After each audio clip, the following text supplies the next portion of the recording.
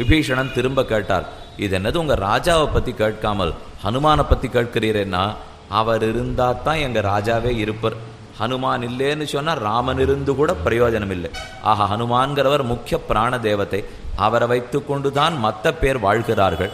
ஆகையால் உலகத்தை சூழ்த்து கொண்டிருப்பதும் வாயுதான், உலகம் வாழ்வதும் வாயுவாலேதான். அந்த வாயு நம்முடைய சரீரத்தில் 5 பிராணன்களாக இருக்கும். பிராண, அபான, வியான, உதான, சமான.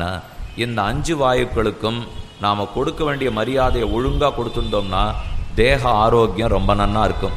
அதை விட்டுட்டு இந்த 5 பேரும் என்ன பண்ணிவிட போகிறான்னு நாம் நடந்துட்டோம்னா இதில் ஒன்று மாறி போச்சுன்னாலும் ஆரோக்கியம் உடனே கெட்டுப்படும். இதில் பிராணவாயுங்கிறது ஹிருதய கமலத்திலிருந்து மேல் நோக்கி போகும். அதை நிறுத்தி அந்த மூச்சை இழுத்து உள்ளே அடக்க வேண்டும். அதே போல் குதே அபானகா, அபான வாயுங்கிறது கீழ்நோக்கி போகும். அதை கீழ்நோக்கி போகாமல் இழுத்து நிறுத்த வேண்டும்.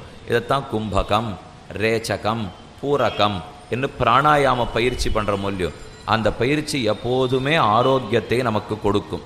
நாம் சாமான்யமாக ஒரு நிமிஷத்துக்கு 16 தடவை மூச்சு விடுறோம். மூச்சை இழுத்து விடுறதுன்னா 16 தடவை விட்டுருக்கோம். நல்ல பிராணாயாம பயிற்சி பண்ணிட்டு வந்தால் அதை நிமிஷத்துக்கு 12 தடவையாக குறைச்சுடலாம். நம்ம 12 தடவையாக நிமிஷத்துக்கு மூச்சு விட ஆரம்பித்தா ஆரோக்கியம் நன்னாயிண்டே போகும். யாருக்கு ஆரோக்கிய கேடு இருந்தாலும் அவள் அடிக்கடி மூச்சு இழுத்து விடுறதை பார்த்துருக்கீடோ இல்லையோ.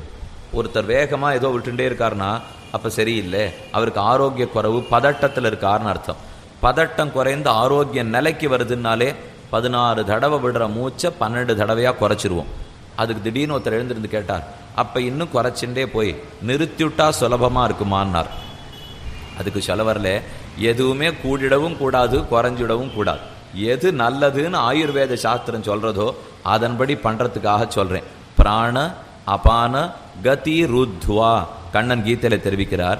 பிராணவாயுவனுடைய கதியை தடுத்து அபானவாயுனுடைய கதியை தடுத்து நெஞ்சகத்திலே நிறுத்தி பயிற்சி பண்ணுகிறோம் இல்லையோ, அந்த வாயு தான் நம்மை சூழ்த்து வாழ்வழித்து கொண்டிருக்கும். ஆகையாலே நம்ம பிள்ளைகளுக்கும் கண்டிப்பாக பிராணாயாமத்தை சொல்லிக் கொடுக்க வேண்டும். ஆத்மாவுக்கு நல்லது, தேகத்துக்கு நல்லது. மந்திரம் சொல்லிடுறதுனால ஆத்மாவுக்கு நல்லது, பயிற்சி இழுத்து விட்டுடுறதுனால தேகத்துக்கு நல்லது. இந்த பிராணாயாமத்தை பண்ண பண்ண புத்தி ரொம்ப தீக்ஷ்ணமாக மாறும். புத்தி சட்டுன்னு எல்லாத்தையும் பிடிச்சிக்கிறது. சில பிள்ளைகள் பார்த்தா கற்பூரமாட்டம் பிடிச்சு விடுறாங்கிற மொழியோ, அப்போ உள்ளுக்குள்ளே நல்ல பயிற்சி இருக்குதுன்னு அர்த்தம். சரி, அப்போ பயிற்சி பண்ணுறவாளுக்கெல்லாம் புத்தி நன்னா இருக்குமா? புத்தி நன்னா இருக்கிறவாள்லாம் பயிற்சி பண்ணிட்டு இருக்காளா? உடனே இப்படியே சில கேள்விகள் பிறந்துட்டே இருக்கும். எதுவுமே விதிவிலக்கு இருக்கும். விதிவிலக்கை பற்றி நாம் பேசுறதுக்கு வரல, விதியை பற்றி பேசுறதுக்காக வந்திருக்கோம். நல்ல பயிற்சி பண்ணினோம்னால் கண்டிப்பாக பகவத் அனுகிரகத்தாலே நமக்கு முன்னேற்றம் காணும். வெறும் பிராணாயாமம் மட்டும் முன்னேற்றம் கொடுத்துறாது. பிராணாயாமம் பண்ணு நல்லதுன்னு பகவான் விதிச்சிருக்கார். அந்த விதி வாக்கியத்தில் நம்பிக்கையோட பிராணாயாமம் பண்ணோம்னா இது நல்லது பண்ணுறதோ இல்லையோ அவர் பண்ணிட்டு போகிறார். அவர் இன்னத்தை ஒன்று செய். இப்போ பெருமாளே பார்த்து இந்த இடத்துல ஒரு 4 அடிக்கு 4 அடி மெழுகி ஒரு கோலம் போடு, உனக்கு மோட்சம் கொடுத்துட்றேன் அப்படின்னு சொல்கிறாருன்னு வச்சுப்போம். நம்ம தோணும், அது என்ன 4 அடிக்கு 4 அடி மெழுகி கோலம் போட்டால் மோட்சமா? இது என்ன ரொம்ப வேடிக்கையாக இருக்கேன்னு சொல்லுவோம். இதில் ஒரு வேடிக்கையுமே இல்லை. சட்டத்தை ஏற்றது அவர். அவர் 4 அடிக்கு 4 போடுன்னு சொன்னால் நமக்கு என்ன, 1/2 அடிக்கு 1/2 அடி போடுன்னு சொன்னால் என்ன? அவர் ஏதோ ஒன்று பண்ணு நான் கொடுக்குறேன்னு சொன்னால் பண்ணிட்டு வாங்கிட்டு போகிறது சாமர்த்தியமா? அதென்னமா 4 அடிக்கு 4 நீ சொல்லலாம் நான் கேட்டுன்னு உட்காண்டேன்னா அசட்டு பட்டம் கிடைக்கும். அதனாலே பெருமான் எதை விதிக்கிறானோ அதை பண்ணிவிட்டு சாமர்த்தியமாக அவனிடத்திலே பிரார்த்தித்து கொண்டு போக வேண்டும். இப்போ சஹஸ்ரநாமம் சொல்லுன்னு சொல்லியிருந்தால் சஹஸ்ரநாமம் 20 நிமிஷம் கிடுகிடுன்னு சொல்லிட்டதுனால என்ன கிடைக்கும் அப்படின்னு ஒருத்தர் கேட்பார்.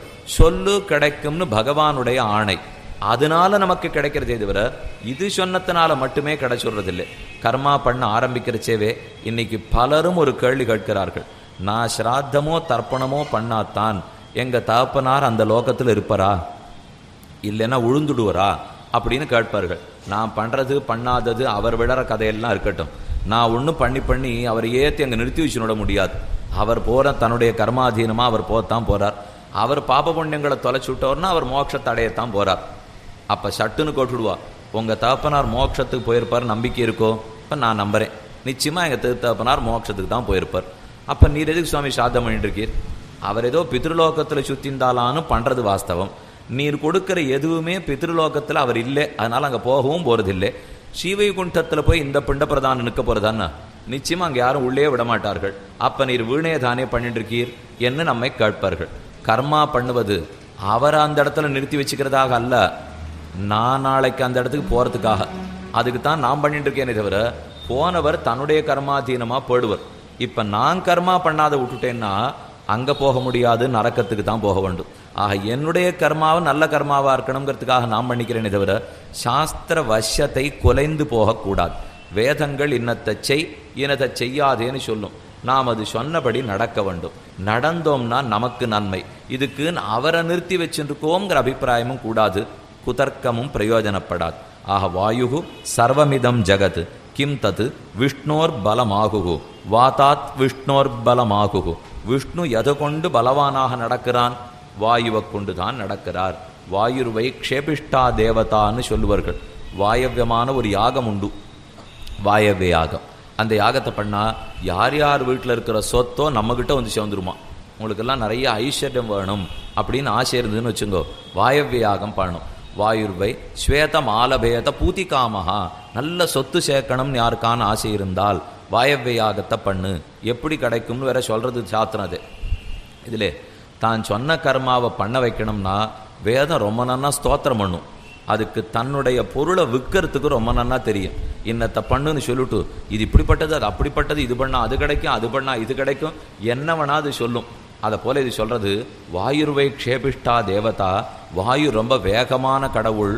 நீ அவரை குறித்து யாகம் பண்ணியானா மூலையில் குப்பை சத்தையெல்லாம் கிடக்கிற சொல்லியோ, வேகமாக ஒரு காற்றடிச்சதுன்னா அது சுற்றி சுழந்து ஒரு இடத்துல வந்து சேர்ந்துடும். அதே போல் நீ வாயு யாகத்தை பண்ணு, எந்தெந்த வீட்டில் இருக்கிற சொத்து முழுக்க உன் வீட்டுக்கு கொண்டு வந்து அடிச்சுன்னு வந்து போட்டுடும் இப்படின்னு சொல்கிறது. யார் யார் வீட்டில் இருக்கிற சொத்தோ என் வீட்டுக்கு வந்துடுமா.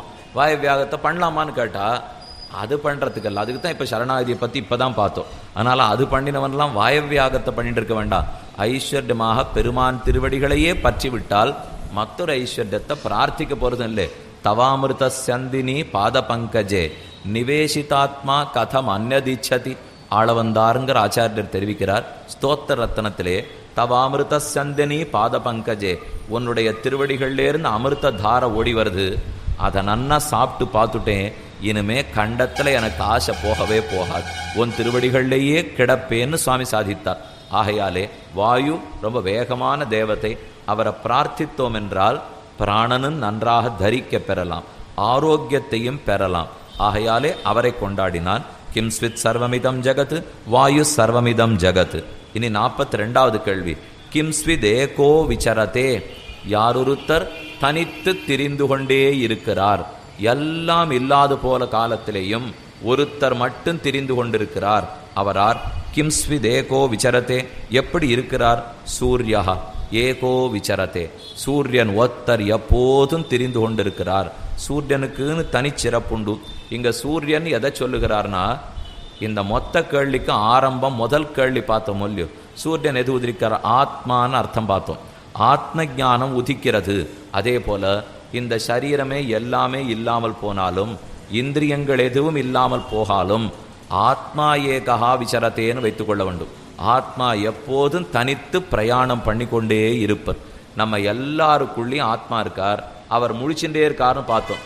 நாமே நன்னா தூங்கிட்டு இருந்தா கூட ஆத்மா முழிச்சுன்னு தான் இருப்பர். என்ன நன்னாக தூங்கும் போதும் கண்ணை விழித்து வைத்து கொண்டிருக்கிற ஜந்து எது? மீன் அப்படின்னு நேற்றுக்கு பார்த்தோம். அந்த மத்ஸ்யந்தான் ஆத்மானு பார்த்துட்டோம்.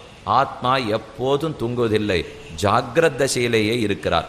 சூர்யா ஏகோ விசரத்தே, சூரியன் தனித்துத்தான் எப்போதும் நடக்கிறார். இதில் கீழே வாயுவை பற்றி பார்த்துருக்கோம், இப்போ சூரியனை பற்றி பார்க்குறோம். எல்லாம் இயற்கையில் நாம் பார்க்குற தத்துவங்களையே பதிலாக சொல்லிட்டு இருக்கார். அப்படின்னா பிரம்மத்தை தெரிஞ்சுக்கிறதுக்கு நாம் பார்க்கிற பொருட்கள் மூலமாகத்தான் செல்ல வேண்டும். நேர பிரம்மத்துக்கு போட முடியாது. நாம் பார்க்குற வாயு, அக்னி, சந்திரன், சூரியன் இவர்களை கொண்டு பெருமானை பற்றி தெரிந்து கொள்ளலாம். ஆக சூர்யா ஏகோ விசரத்தே, யார் தூங்கினாலும் சூரியன் தூங்கிறது இல்லை. உடனே தோணும், இல்லையே அதான் காலையில் சூரியன் உதிக்கிறாரே, சாயங்காலம் அஸ்தமிச்சுடுறாரே, அப்புறம் ராத்திரி அவரும் தூங்கப்பட வேண்டியதானேன்னா அது நம்ம பொறுத்தவரை சூரியன் அஸ்தமிக்கிறாப்பில் இருக்கே தவிர நம்ம பிள்ளைகளுக்கெல்லாம் அப்போ தானே உதிக்கிறது. ஏன் சொல்கிறேன்னா, வீட்டுக்கு ஒரு பிள்ளை கண்டிப்பாக அந்த ஊரில் இருக்கானோ இல்லையோ, அதனால எப்ப நமக்கு சூரியன் அஸ்தமிக்கிறாரோ அப்போது கண்டிப்பா அங்க சூரியன் உதிக்க போறார். அங்க வேற பொழுது, இங்க வேற பொழுது. அது எப்படி இங்க அஸ்தமிச்சுட்டாரே அங்க உதிச்சுட்டாரேன்னு கேட்டால், எப்போதுமே சூரியன் அஸ்தமிக்கிறதெல்லாம் கிடையாது. பூகோளத்தினுடைய சுழற்சி முறையினால சூரியன் அப்படி தோற்றுகிறார். இதுக்குன்னு பிரம்மசூத்திரத்திலே முக்கியமான ஒரு விசாரம் உண்டு. தட்சிணாயனம் உத்தராயணம்னு 2 பார்க்குறோம், ராத்திரி பகல்னு 2 பார்க்குறோம். அதுக்கு இந்த அர்ச்சிராதி மார்க்கத்தை பற்றி அடிங்க இப்போ சொல்லச்சே, பகல் வேளையை தாண்டி போகிறான், உத்தராயணத்தை தாண்டி போகிறான், சம்பத்சரத்தை தாண்டி போகிறான்னு பார்த்த மூலியம். பிராணனை விட்டாத்தானே அர்ச்சிராதி மார்க்கத்தில் போக முடியும். அப்போ தானே இந்த ஊர் ஒன்றொன்னா வரும். அதில் உத்தராயணத்தை பற்றியும் பகல் பொழுதை பற்றியும் சொல்லியிருக்குன்னா, அப்போ பகலில் பிராணம் போச்சுன்னா தான் மோட்சத்துக்கு போக முடியுமோ, உத்தராயணத்தில் பிராணம் போனா தான் மோட்சத்துக்கு போக முடியுமோ? இந்த சந்தேகம் வந்துடும். ஏன்னா அர்ச்சிராதி மார்க்கத்தில் சொல்லப்பட்டிருக்கிற ஊர் அப்படித்தான் இருக்கு. அப்படின்னா ராத்திரி போறவா எல்லாரும் இன்னொரு தரம் பிறக்க வேண்டியதானா, இல்லை தட்சிணாயனத்தில் போறவா அத்தனை பேர் இன்னொரு தரம் பிறக்க வேண்டியதானா? அப்படி அர்த்தம் கிடையாது. எப்போது போனாலும் பிராரப்த கர்மா பெருமானாலே முடிக்கப்படுகிறது. இந்த சரீரம் சரணாகி பண்ண சரீரம் கீழே விழருது. அடுத்த நிமிஷத்தில் எம்பெருமான் மோட்சத்தை கொடுத்து விடுகிறார். அப்போ இந்த உத்தராயணம்னா சொல்லியிருக்கேன்னா, இதில் வேற சில பிராயஷ்சித்தங்கள் வேற நாம் பண்ணுறோம். ராத்திரி வேளையில் பரம் வச்சுட்டு ராத்திரி வச்சுட்டு மறுநாள் பண்ணுறோன்னு வச்சுப்போம். அப்போ ப்ரஹஸ்பதி சுவாமி அந்த பிரேதத்துக்கு சில பிராயஷ்சித்தங்களை பண்ணிட்டு தான் மேற்கொண்டு கர்மா தொடங்குறார். இந்த கர்மாவை பார்க்குறச்சே நமக்கு சந்தேகம் வந்துடும். அப்போ பிராயஷ்சித்தம் பண்ணுறோன்னா ஏதோ தோஷம் இருக்குன்னு அர்த்தமோ இல்லையோ? தோஷம் இருக்குன்னாலே மோட்சம் கிடைக்காதோ இல்லையோ? அப்போ ராத்திரி வேளை போன தோஷத்துக்காக மோட்சம் கிடைக்காதோன்னு தோணும். இதைத்தான் பிரம்மசூத்திரத்தில் வேதவியாசர் இல்லேன்னு சொல்லுகிறார். பகவத் ராமானுஜர் தன் ஸ்ரீபாஷ்யத்திலே ரொம்ப ஆச்சரியமாக தெரிவித்தார். வேதம் கர்மாதீனமாக இந்த சரீரத்துக்கு சில சம்ஸ்காரங்களை சொல்லும். வேதத்துக்கு நோக்கமே சரீரத்தில், ஆத்மாவிடத்திலே உபனிஷத்துக்களுக்கு நோக்கம். வித்தியாசத்தை நன்னா புரிஞ்சுக்கணும். வேதத்துக்கு 2 பிரிவு உண்டு. ஒன்று பூர்வ பாகம், ஒன்று உத்தர பாகம். பூர்வ பாகத்துக்கெல்லாம் சரீரத்திலே நோக்கு. உத்தர பாகமாகிற வேதாந்தத்துக்கு உபனிஷத்துக்களுக்குத்தான் ஆத்மாவிலே நோக்கு. ஆத்மான்னு சொன்னாலே சரீரத்தை பிரிச்சுட்டு பார்த்தா தான். சரீரம்னு சொன்னால் ஆத்மாவு சரீரமும் சேர்ந்தது தான். ஈஷா கேன கட பிரஷ்ன முண்ட மாண்டூக்கிய தித்திரி ஈஷாவாசிய உபனிஷத்திலேருந்து தைத்திரியம் வரைக்கும், ஐத்தரேய உபனிஷத்து, சாந்தோக்கிய உபனிஷத்து, பிருகதாரண்யக உபனிஷத்து, கடைசி 2 ரொம்ப பெரிய உபனிஷத்து. உபனிஷத்துக்கள் அத்தனை ஆத்மாவிலேயே நோக்கு கொண்டிருக்கும். அதுதான் அர்ச்சிராதி மார்க்கத்தை போறதை பற்றியே பேசும். ஆனால் வேத பாகம் அத்தனை கர்மாவில் நோக்கு கொண்டிருக்கும். இன்னென்ன கர்மாவை வர்ணாசிரம தர்மத்தை விடாமல் பண்ணு. ஆக வேதத்தில் சொன்னத்தை பண்ணிட்டே இருக்கணும்.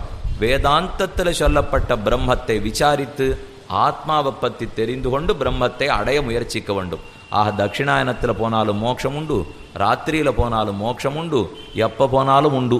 இன்னும் ரொம்ப வேடிக்கையான கேள்வி கேட்டார் பிரம்மசூத்திரத்திலே. ரஷ்மி அனுசாரி என்ன அந்த அதிகரணத்துக்கே பேர். இங்கிருந்து நாம் மேலே போகிறோமே, போகும்போது சூரியனுடைய ரஷ்மி அப்படின்னா சூரியனுடைய கிரணங்கள், அந்த கிரணங்களை வண்டியாக வச்சு ஏறி உட்காண்டு தான் அதன் மூலம் நம்மளை பகவான் அழைச்சிட்டு போகிறாராம். அப்போ இங்கேருந்து ரொம்ப சௌக்கியமாக போகலாம் போல் இருக்கு. சில வண்டியெல்லாம் ஏறி இப்போ நிறையா விட்டுருக்காளோ இல்லையோ, ரொம்ப தாழ்தள பேருந்து, கீழே உட்காந்துக்கலாம் அப்படின்னா ஒன்று தூக்கி போடாது, அப்படி மெத்துன்னு போகிறாப்பில் இருக்கும். சூரியனுடைய கிரணங்கள்னு எத்தனை வேகமாக போகும்.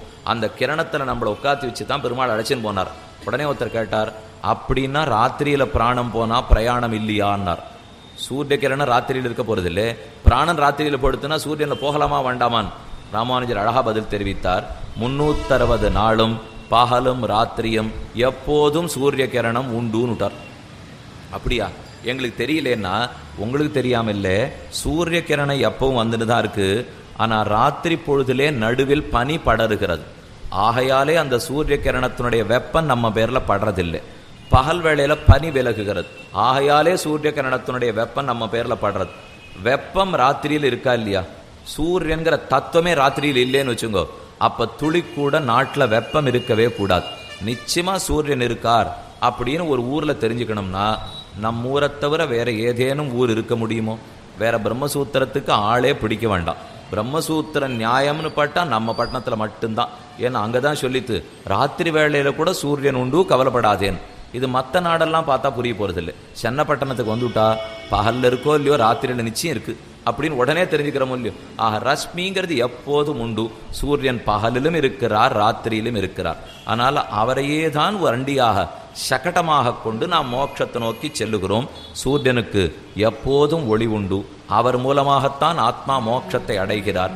என் ஆத்மா ஜாகிரத் தசையிலேயும் சுஷுப்தி தசையிலேயும் சொப்ன தசையிலேயும் தனித்து சஞ்சரித்து கொண்டே இருக்கிறார். எது வேலை செய்யலேனாலும் சூரியன் மட்டும் பண்ணிட்டு இருக்காரோ இல்லையோ, அதே போல கண்ணு காது உறக்கத்தில் இருந்தாலும் சொப்னம் பார்த்திருந்தாலும் தூங்கி போட்டாலும் என்னவா இருந்தாலும் ஆத்மா தனித்து விசாரித்து கொண்டே இருக்கிறார், சாரித்து கொண்டே இருக்கிறார். அடுத்து 43வது கேள்வி. ஜாதா கோ ஜாயதே புனः? ஜாதா பிறந்தவன், கஹ எவன், புனः மறுபடியும், ஜாயதே பிறக்கிறான். பிறந்தவன் யார், மறுபடியும் பிறக்கிறான்? பதில் சொல்றார், சந்திரமா ஜாயதே புனः, சந்திரன் தான் மறுபடியும் பிறக்கிறார். நமக்கு தோணும், ஏன் த்விஜன்னு சொல்லியிருக்கலாமே? த்விஜன்னா பிராமணன் இல்லையோ, பிராமணனுக்கு 2 தடவை பிறக்கிறவர்னு பேர். த்விஜன்னா த்விஜன்மா, த்விஜ 2 தடவை பிறக்கிறார். ஒரு தடவை தாயார் தகப்பனார் சரீரம் கொடுத்து பிறந்தோம், மற்றொரு தடவை ஆச்சாரியன் ஞான ஜன்மாவை கொடுத்து பிறக்கிறோம் இல்லையோ. அதனால் பிராமணன் 2 தடவை பிறக்கிறான்வர்கள். இந்த சம்ஸ்கிருதம் ரொம்ப வேடிக்கையான பாஷை. இந்த பல்லுக்கும் த்விஜம்னு பேர். ஏன்னா அது ஒரு தரம் முளைச்சு விழுந்துட்டு திரும்ப ஒரு தரம் முளைக்கிறது இல்லையோ. அதனால் பல்லுக்கும் த்விஜான்னு தான் பேர், பிராமணனுக்கும் த்விஜான்னு தான் பேர்.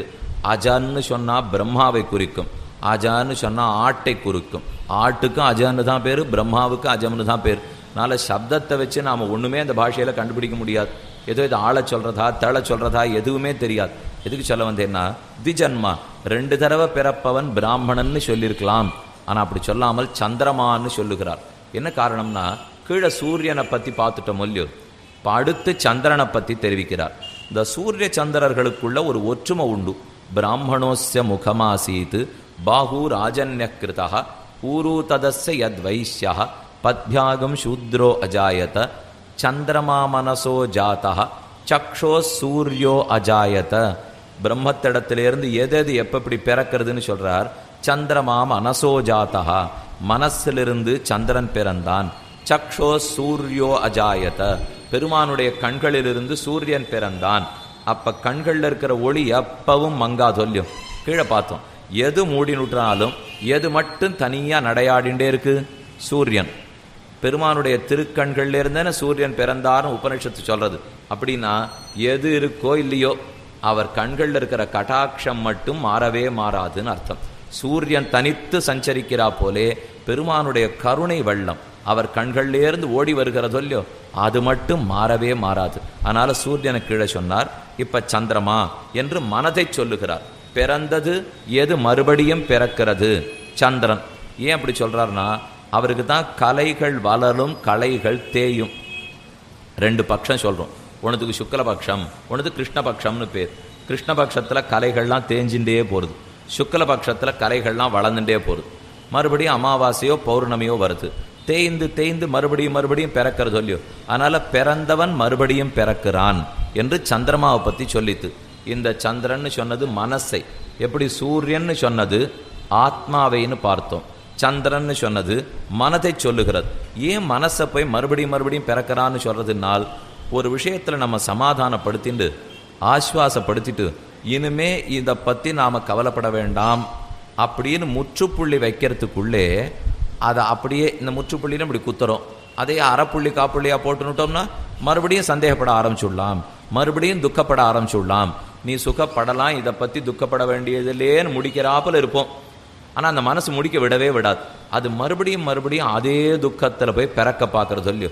அதனால தான் ஒரு தடவை பிறந்தாலும் அந்த பிரச்சனமே முடிஞ்சு போச்சுன்னாலும் மறுபடியும் மனசு அதை நோக்கியே செல்லுகிறதே. அதனால தான் சந்திரனை போலே மனது என்று சொல்லி வைத்தார். சந்திரனும் தேய்கிறார் வளர்கிறார், தேய்கிறார் வளர்கிறார். மனதும் தேயறது வளர்றது, தேயறது வளர்றது. ரொம்ப அடிபட்டு போய் உட்காந்துட்டாப்புல இருக்கும்.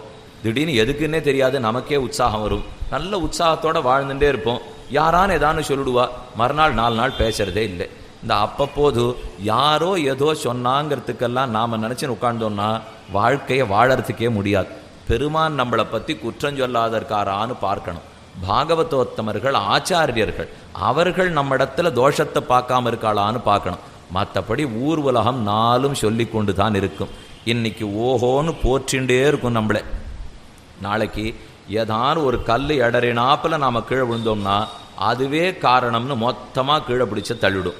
இந்த தள்ளின அதே ஊர் மறுநாள் தூக்கி வைக்கவும் வைக்கும். ரெண்டுத்துக்கும் கூத்தாடவும் படாது, அழவும் கூடாது. இது ஒன்றே வழி. அதுக்குன்னு அது தூக்கி வைக்கச்சே ஓஹோன்னு கூத்தாடவும் வேண்டாம், அது தள்ளி விடச்சே அழுதுன்னு இருக்கிறதுக்கும் வேண்டாம். சுகதுக்கங்கள் மாறி மாறி லோகத்தில் வரத்தான் வரும். மனது சுகத்துக்குள்ளேயும் போகிறது, துக்கத்துக்குள்ளேயும் போகிறது. அம்மாழ்வார் ரொம்ப ஆச்சரியமாக 6ஆம் பத்தில் 10 பாசுரங்கள் பாடினார். திருவிண்ணகரப்பன் ஒப்பிலியப்பன், கும்பகோணத்துக்கு பக்கத்திலே நீங்கள் எல்லாரும் போய் சேவிச்சுட்டு வந்திருப்பீர்கள். பொன்னப்பன், மணியப்பன், முத்தப்பன், தன்னொப்பார் இல்லப்பன், என்னப்பன். என்னப்பன் எனக்காயுகுழாயின்னு நம்மாழ்வார் சாதிக்கிறார். அவனே பொன்னப்பன், மணியப்பன், முத்தப்பன். தனக்கு ஒத்தார் மிக்கால இளையாய மாமாயன், தன் ஒப்பார் இப்பலப்பன் ஒப்பிலி அப்பன். நாம தான் கொஞ்சம் எழுத்த மாற்றிவிட்டோம். அவர் எப்பவுமே ஒப்பிலி அப்பனாக இருந்தார். ஆனால் என் ஆசைக்காக அவரை உப்பிலி அப்பனா நாம் மாற்றிட்டோம். இப்போ உப்பிலி அப்பனாவே இருக்கார். நீ எப்படி கூப்பிட்றியோ அப்படி இருந்துட்டு போகிறேன். என்னை ஒப்பிலி அப்பன்னு கூப்பிட்டியானா ஒப்பிலி அப்பன். அப்போ ஒப்பார் இல்லாதவன் அர்த்தம். உப்பிலி அப்பன்னு சொன்னால் உப்பில்லாத அப்பன். திடீர்னு பெண்ணை கொடுக்கணும்னு ஆசை. இவர் குடுகுடு கிழவர் வேஷத்தில் வந்தார். பெண்ணோ சின்ன பெண். இந்த சின்ன பெண்ணை போய் உமக்கு எப்படி பண்ணி கொடுக்கறது? என் பெண்ணுக்கு உப்பு போட்டு கூட பண்ண தெரியாதே அப்படின்னு பெரியவர் சொன்னார். பெருமாள் உடனே பரவாயில்லையே, உப்பு இல்லாமலே ஷார்ட்டாக போகிறது. உங்கள் பெண்ணுக்கு உப்பு மட்டும்தானே போட தெரியாது, மற்றதெல்லாம் போடுறதுக்கு தெரியுமோ இல்லையோ? ஏன்னா எது இல்லைன்னு சொன்னீங்கன்னா எல்லாத்தையும் சேர்த்து விட்டுவிடலாம். இப்போ உப்பை மட்டும் விட்டுருக்கோம். எது போட்டு பண்ண தெரியாதோ விடுறதா இருந்தால் தாம்பத்தியம் எவ்வளவு ரசிக்கும் பாருங்க. இன்னது போட்டு இந்த பெண்ணுக்கு சரியாக சமையல் பண்ண தெரியாதுன்னா அது வேண்டவே வேண்டாமே அப்படின்னு சொல்கிற பரத்தா பகவான் ஒத்தராத்தான் இருப்பார். மற்ற எல்லாரும் குற்றம்தான் சொல்லிட்டு இருப்பாரே தவிர அவர் ஒத்தர் தான் இது இருந்தாலும் சரி இல்லாட்டாலும் சரி. இன்னொரு வழக்கம் நம்மிடையே உண்டு. பெருமாளுக்கு கண்டுருளை பண்ணின பிற்பாடு அதில் ஏதானு குறவு இருந்ததுன்னா நாம் போட்டுண்டு சாப்பிட்ற வழக்கம் இல்லை. உப்பில்லாமல் பண்ணிட்டோம், பெருமாளுக்கு கை காட்டியாச்சு, நைவேத்தியம் ஆயிடுத்துன்னு வச்சுங்கோ. அதுக்கப்புறம் நாம் உப்பு போட்டு சாப்பிடக்கூடாது. சர்க்கரை இல்லாத பண்ணி தழுசம் வச்சுட்டோம், குறைஞ்சிருந்துன்னா நாம் சர்க்கரை போட்டு சாப்பிடக்கூடாது. ஏன்னா அவரே அதை அனுபூதி செய்து முடித்த பிற்பாடு எனக்கு என்ன தனி, அவர் சாப்பிட்ட மிச்சத்தை சாப்பிட்றதுக்கு தான் தளிகையே பண்ணுறேன். யாகம்னு திருவாராதனத்துக்கு பேர், அனுயாகம்னு சாப்பிட்றதுக்கு பேர். யாகம் இருந்தால் தான் அனுயாகம் இருக்கணும். இந்த அணுங்கிற சப்தம் இருக்கே அது கவுனமான பிரயோகம். முக்கிய பிரயோகம் யாகம். அனுயாகம் அப்படின்னா அமுக்கியம், அப்பிரதானம், கவுனம்ங்கிற அர்த்தம். யாகம் இருந்தால் தான் அனுயாகம் வரும், யாத்திரை இருந்தால் தான் அனுயாத்திரை வரும். அதனாலே முதல்ல யாகம்ங்கிற திருவாராதனத்தை பண்ணிட்டு அனுயாகம்னு சாப்பிடணும். இன்னைக்கு அனுயாகம் மட்டும் இருக்கு, யாகத்தையே காணும். ஆராதனமே பண்ணுறதில்லை. ஆனால் அனுயாகம் நமக்கு ஆராதனை மட்டும் பண்ணிவிடுறோம், பெருமாளுக்கு பண்ணுறதே இல்லையோ. அதனால் தளிகை கண்டருளை பண்ணும்போதே அவர் சாப்பிட்ட மிச்சரை சாப்பிடணும். அதில் எதுவும் நாம் சேர்த்துடவும் கூடாது. சரி, ஒப்பிலி அப்பனுக்கு வருவோம். அந்த பெருமாளை பற்றி ஆழ்வார் சாதிக்கிறார். நல்குரவும் செல்வம், நரகமும் சிவர்க்கமும், வெல்பகையும் நட்பும், விடமும் அமுதமுமாய், பல்பகையும் பரந்த எம்பெருமான். திருவிண்ணகரப்பன் சேவை சாதிக்கிறான். செல்வம் மல்குடி திருவிண்ணகர் கண்டேனே என்று ஆழ்வார் பாடுறார். நல்குரவும் செல்வம், நரகமும் சிவர்க்கமும், வேல்பகையும் நட்பும், விடமும் அமுதமும். பகவானுக்கு 2 பக்கத்திலையும் ஆழ்வார் பார்க்கிறார். இந்த பக்கத்திலேயே நல்குரவு செல்வம், தாரித்யம், ஏழ்மை, வறுமை. இந்த பக்கத்தில் அபார செல்வம், விடமும் அமுதமும். ஒரு பக்கத்தில் விஷம், ஒரு பக்கத்தில் அமிர்தம். நரகமும் சிவர்க்கமும், ஒரு பக்கத்தில் நரகம், ஒரு பக்கத்தில் ஸ்வர்க்கம். இப்படி சேராத எத்தனைய தன்னிடத்திலே சேர்த்து வைத்திருக்கிறான் எம்பெருமான். அதை பார்க்க பார்க்க இந்த 2 இடத்திலையும் மனசை செலுத்தக்கூடாது, இதை தாண்டி அவரிடத்துல செலுத்த வேண்டும்னு புரிந்து கொள்ள வேண்டும். அப்படி அவரை பார்க்காம இதை பார்க்க ஆரம்பித்தோம், 4 நாள் சுகத்தில் பிடிச்சி இழுக்கும், 4 நாள் துக்கத்தில் பிடிச்சி இழுக்கும், 4 நாள் அமிர்தத்தில் பிடிச்சி இழுக்கும், 4 நாள் விஷத்தில் பிடிச்சி இழுக்கும். இதை தாண்டி ஒப்பிலாத அப்பனுடைய திருவடிகளை பற்றினால் அப்போ மாறி மாறி மனசு திரும்ப திரும்ப பிறக்குமா போலே இருக்காது. ஒரு தடவை பிறந்தா போலே வாழ்ந்தே போகும் என்று நாம் அறிந்து கொள்ள வேணும். ஆக 43வது ஜாதः கோ ஜாயதே புனः சந்திரமா ஜாயதே புனः. 44 கிம் ஸ்வித் ஹிமஸ்ய பைஷஜ்யம். ஹிமஸ்ய, ஹிமம்ங்கிறது பனி, ஹிமாச்சலம்னு சொல்கிற மொழியும். பனி ஒரு இடத்துல சேர்ந்து இருக்கிறதுனால தான் அதுக்கு ஹிமாலயம் ஹிமாச்சலம்னு பேர். பனிக்கு கிம் ஸ்வித் ஹிமஸ்ய பைஷஜ்யம், பனிக்கு மருந்து யாது? பனி எதையோ மூடின்னு இருக்கு, மூடலை விளக்கணும், விளக்கினா தான் பளிச்சுன்னு எனக்கு தெரிய போகிறது, அதற்கு எது மருந்து என்று கேள்வி. இப்படி பார்ப்போமே, சூரியன் பிரகாசமாக இருக்கார், அவரை பிரகாசிக்க ஒட்டாமல் பனி மறைக்கிறது. ஏதோ ஒன்றை வச்சா பனி மறைஞ்சு போயிடும், அப்போ சூரியன் எனக்கு காட்சி அளிப்பார். இப்படிங்கிறாப்புல கேள்வி இது. பனிக்கு எது மருந்து? பதில் வருகிறது, அக்னிஹி ஹிமஸ்ய பைஷஜ்யம். அக்னிதான் பனிக்கு மருந்து. அக்னி எரித்தால் பனி விலகி போகும். பனி விலகினால் சூரியன் பிரகாசிப்பர். இப்போ சூரியன்கிறது ஆத்மா. ஆத்மாவை ஏதோ ஒரு பனி மூடின்னு இருக்கு, அவித்யா. அவித்யா அஜ்ஞானம்ங்கிற பனி ஆத்மாவை மூடின்னு இருக்கு. எதன் மூலமாக போகும்? அக்னி. இங்கே அக்னின்னா வேதவாக்கியமாகிற அக்னி. வேத வாக்கியங்களை தெரிஞ்சுக்க நம்முடைய அவித்யாங்கிற அஜ்ஞானம் விலகி ஆத்மாவனுடைய ஞான ஒளி பிரகாசிக்கும். இதைத்தான் இந்த இடத்திலே பதில் சொல்லுகிறார். நமக்கு தோணும், இது இத்தனை இவர் நேர கேட்டு நேர சொல்லியிருந்தா என்ன, இப்படியே சுற்றிகிட்டே இருக்கணுமா? இது நேரம் ஆத்மாவை எது மூடின்னு இருக்கும், எது மறைச்சுன்னு இருக்கும், எது எரித்தான்னா அப்படி சொன்னால் நம்ம கேட்டுக்கவே மாட்டோம். எந்த ஒரு வஸ்துவினுடைய உயர்த்தி மனசில் படணும்னா அதை மறைச்சு சொன்னா தான் நாம் புரிஞ்சுப்போம். கோவிலுக்கு போகிறோம், சாத்துமரை எடுத்து நம்ம கையில் பிரசாதம் கொடுப்பார்கள். நீங்கள் அந்த பிரசாதத்தை இப்படி கையில் விரித்து வச்சு எடுத்துன்னு வந்து பாருங்கோ, ஒருத்தரும் துளி கூட மரியாதை கொடுக்க மாட்டான். அதே ஒன்றுமே இல்லை, ஏகாதசி உப்புமா கொடுத்துருக்கான்னு வச்சுப்போம். அந்த உப்புமாவை கையில் தொன்னையில் வாங்கிட்டு உத்தரியத்தை தூக்கி இப்படி அதை உள்ளே வச்சுட்டு மறைச்சி நீங்கள் எடுத்துன்னு வாங்கோ. இன்றைக்கி ஏதோ தனியாக அந்த சுவாமிக்கு மட்டும் பண்ணி கொடுத்துருக்கா போல் இருக்கு, லட்டு எடுத்துன்னு போகிறாரோ, அதிரசம் எடுத்துன்னு போகிறாரோ, என்ன எடுத்துன்னு போகிறாரோ தெரியலேன்னுவா. மறைத்தால் தான் விஷயத்தினுடைய கௌரவம் மனசில் படும். திறந்தால் அதன் அர்த்தம் நமக்கு படவே படாது. அதற்காகத்தான் இவ்விடத்தில் மேலும் வேதம்ங்கிறதுக்கு தமிழில் மறை அப்படின்னு பேர் கொடுத்துருக்காரு. நான்மறைன்னு சொல்லுகிறோம். தன்னிடத்தில் இருக்கிற அர்த்தத்தை மறைச்சே சொல்லும். அதனால தான் மறைன்னு பேர். ஏன் மறைச்சி சொல்ல வேண்டும் என்னால், யார் அதிகாரம் இருக்கிறவனோ, யாருக்கு ருச்சி இருக்கோ அவனுக்குத்தான் அர்த்தத்தை கொடுக்க வேண்டும். ருச்சி இல்லாதவர்கள் கண்ட பேருக்கு அதை கொடுத்துடக்கூடாது. அதனால தான் மறைச்சி சொல்லும். இப்போ இதில் மேலெழுந்த வாரியாக அர்த்தம் பார்த்துக்கணுன்னாலும் பார்த்துக்கலாம். இப்போ யாரோ கண்ட பேர் இந்த புத்தகத்தை எடுத்து படிக்கிறான்னு வச்சுப்போம். அவர்களுக்கு ஒன்றும் வேதத்தில் நம்பிக்கையெல்லாம் இல்லை. அவர்கள் படிக்கச்சே இது என்ன சொல்லும்? சூரியனை பனி மறைக்கிறது, பனியே அக்னி விளக்குகிறது, போயிட்டு வானுடும். அதே கொஞ்சம் அர்த்தம் தெரிஞ்சு ருச்சியோடு வந்து உட்கார்றோமோ இல்லையோ, ஆத்மாவை அஜ்ஞானம் மறைக்கிறது, அதை வேத வாக்கியம் விளக்கும், போயிட்டு வானும். ஒரே அர்த்தம்தான். ஒரே சப்தத்துக்கு ரெண்டு அர்த்தத்தை நாம் பார்த்துக்கிறோமோ இல்லையோ. ஆத்மாவை அஜ்ஞானமானது மறைக்க, அஜ்ஞானத்தை போக்குறதுக்கு. அஜ்ஞானம்னா எது? முதல் நாளே பார்த்தோம், தேகாத்மாபிமானந்தான் அஜ்ஞானம். தேகமே ஆத்மானு பிரமித்து போகிறோம். தேக விலக்ஷணன் ஜீவாத்மா, தேகத்தை காட்டிலும் வேறுபட்டவன், உயர்ந்தவன் ஆத்மானு எது புரிய வைக்கும்? வேத வாக்கியங்கள் தான் புரிய வைக்கும். பிரம்மத்துக்கு நீ அடிமைன்னு வேத வாக்கியம் தான் சொல்லிக் கொடுக்கும். ஆத்மாவுக்குள்ளே பரமாத்மா தான் அந்தராத்மா, அவரை ஆதாரமாக கொண்டுதான் நீ வாழ வேண்டும் என்னும் வேத வாக்கியங்கள் சொல்லிக் கொடுக்கும். அந்த வாக்கியங்களைத்தான் இங்கே அக்னின்னு தெரிவித்தார். தத்துவமசி ஸ்வேதகேதோ என்றும், பிரஜானம் பிரம்ம என்றும், சர்வங்கல்விதம் பிரம்ம தஜ்ஜலானிதி சாந்த உபாசீத என்றும், ஏகோஹவை நாராயண ஆசீத் ந பிரம்மா நேஷானஹ நேமே தியாவா பிருத்திவீன நக்ஷத்ராணி என்றும், இப்படி பல பல வாக்கியங்கள். யதோவா இமானி பூதானி ஜாயந்தே ஏன ஜாதானி ஜீவந்தி யத் பிரயந்த விசம்பிசந்தி தத் விஜிக்ஞாசஸ்வ தத் பிரம்மேதி.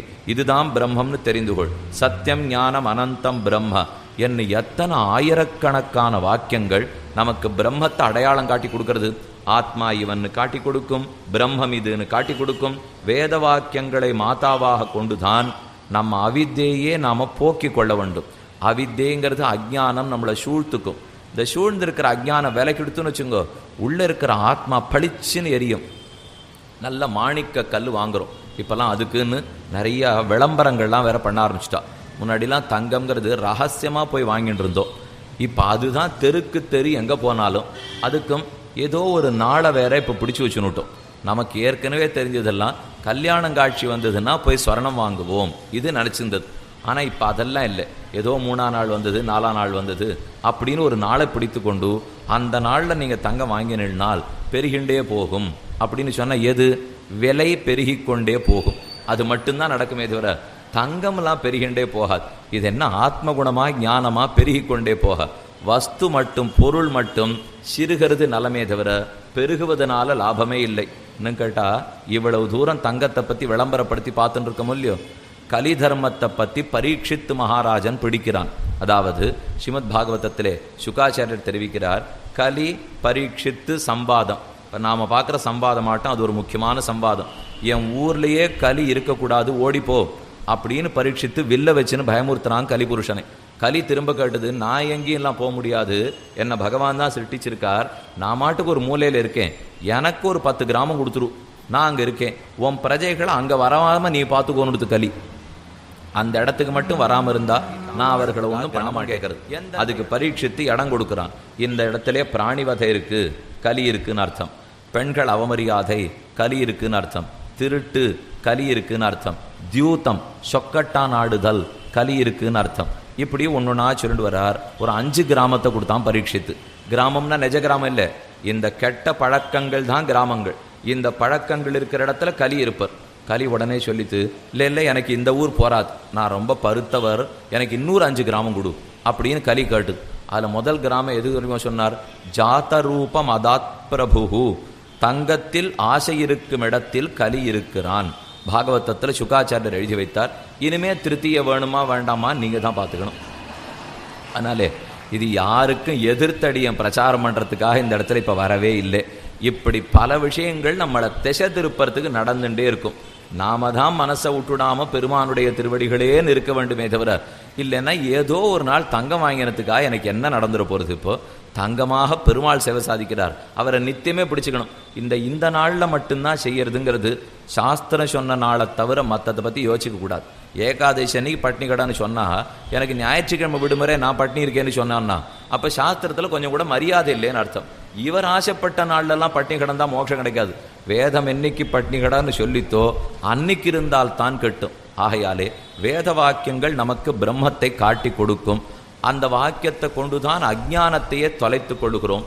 அது என்னைக்கு எதை பண்ண சொல்லித்தோ அதை மட்டும் செய்தால் போதும்.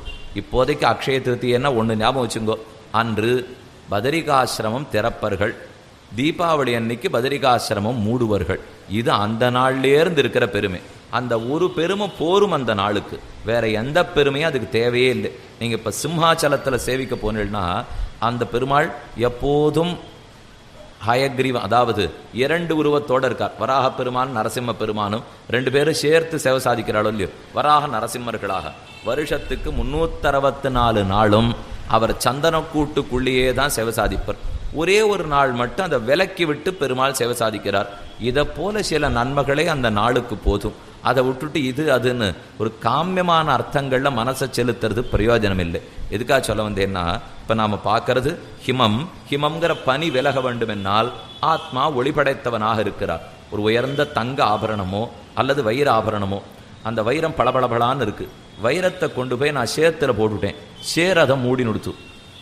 இப்போ நான் சேத்தை விலக்கி விட்டேன்னு வச்சுங்கோ, வைரம் தானே பளிச்சுன்னு வெளியில் வந்துடும் இல்லையோ. சேத்தை விலக்கின பிற்பாடு வைரத்தில் ஒளியை நான் புகுத்த வேண்டுமோ? தேவையே இல்லை. வைரத்தோட ஒளி தானே உள்ள இருக்கு. சேத்தை விலக்கி விட்டோன்னா தானே வைரம் பளிச்சுன்னு பிரகாசிக்கிறதோ இல்லையோ. ஆத்மா அவனுடைய ஒளி எப்போதும் அவனோடு இருக்கும். அவன் ஞானமயமாகத்தான் இருப்பர். ஆனால் சம்சாரம், சரீரம், கர்மா என்கிற சேரு ஆத்மாவனுடைய ஞானத்தை போட்டு மறைக்கிறது. அந்த சம்சாரம், சரீரம், கர்மாங்கிற சேத்தை விலக்கி விட்டுட்டோம்னா ஆத்மாவனுடைய ஞானம்ங்கிறது தன்னடையே பிரகாசிக்கும். புதுசாக ஞானத்தை நாம் ஊட்ட வேண்டிய தேவையே இல்லை.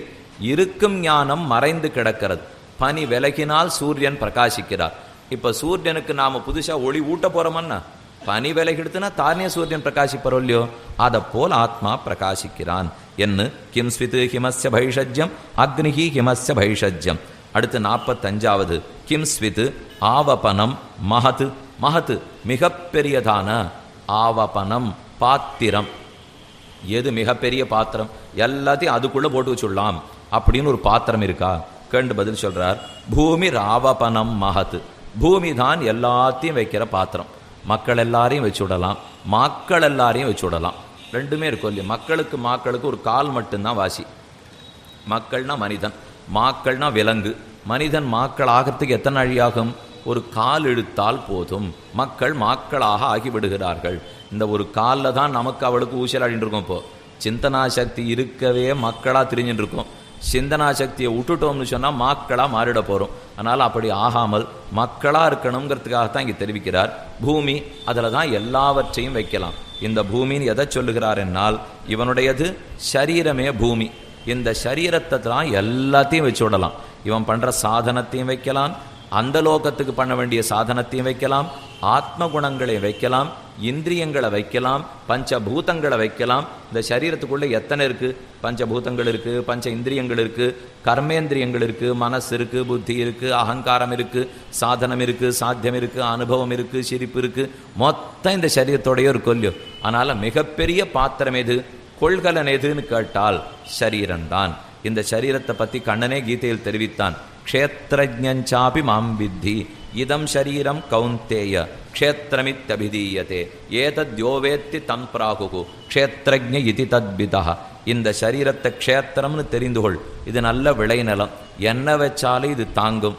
சரீரத்தை அப்படின்னு புரிந்து கொள்ள வேண்டும். சரீரம்னால் சீரியத்தே, இழைத்து கொண்டே வர்றதுனால சரீரம்னு சொல்லுவோம். தேகம்னு இதுக்கு ஒரு பேர் உண்டு. திக உபச்சயே, வளர்ந்துட்டே வர்றதுனால தேகம்னு பேர். இப்போ ஒருத்தர் பார்த்தார், 10 வருஷத்துக்கு முன்னாடி பார்த்தார். நீ பார்த்த உடனே சுவாமி என்ன ரொம்ப இழைச்சிருக்காப்பில் இருக்கே அப்படின்னு கேட்டால் சரீரம் தானே அப்படின்னு சொல்லணும். அதே ஒருத்தர் என்னை பார்த்து போன தரம் வரச்சே 1 நாடியாக இருந்தீர், இப்போது வரச்சே 2 நாடியாக இருக்கிறீர், ஏன் அப்படின்னு கேட்டால் சரீரம் தானேன்னு சொல்லக்கூடாது. ஏன்னா சரீரம்னா இழைச்சுட்டே போனால் தான் சரீரம். அப்போ தேகந்தானேன்னு சொல்லணும். வளர்ந்துட்டே போனால் தேகம்னு சொல்ல வேண்டும், இழைத்து கொண்டே போனால் சரீரம்னு சொல்ல வேண்டும். ஆனால் தமிழில் எதை கேட்டாலும் உடல் அப்படின்னு ஒரே வார்த்தையில் முடிச்சிருவோம். அந்த பாஷை அர்த்தத்துக்கு தகுந்தா போல சொற்களை மாற்றின்றே போகும். அதனால தான் வடமொழி ஒரு கண்ணாக, தென்மொழி ஒரு கண்ணாக, உபய வேதாந்தத்தையும் நான் பற்றி இருக்க வேணும்னு பெரியோர்கள் நியமனம். கிம் ஸ்விது ஆவபனம் மகத், எல்லாவற்றையும் வைக்கக்கூடிய பாத்திரம் எது, சரீரம். வித்யை அவித்யை, ஞானம் அஜ்ஞானம், இந்த லோக சாதனம் அந்த லோக சாதனம் என்று எல்லாவற்றுக்கும் சாதனம் சரீரமாக இருக்கிறது இல்லையோ. ஆகையாலே எல்லாம் பிடிக்கும் பாத்திரம் அதுதான் தெரிவித்தார். எல்லாத்தையும் பிடிக்கிற பாத்திரமாட்டம் சரீரத்துக்கு மதிப்பு கொடுக்கணும், வைக்கப்படுற பொருளாட்டம் ஆத்மாவுக்கு மதிப்பு கொடுக்கணும்.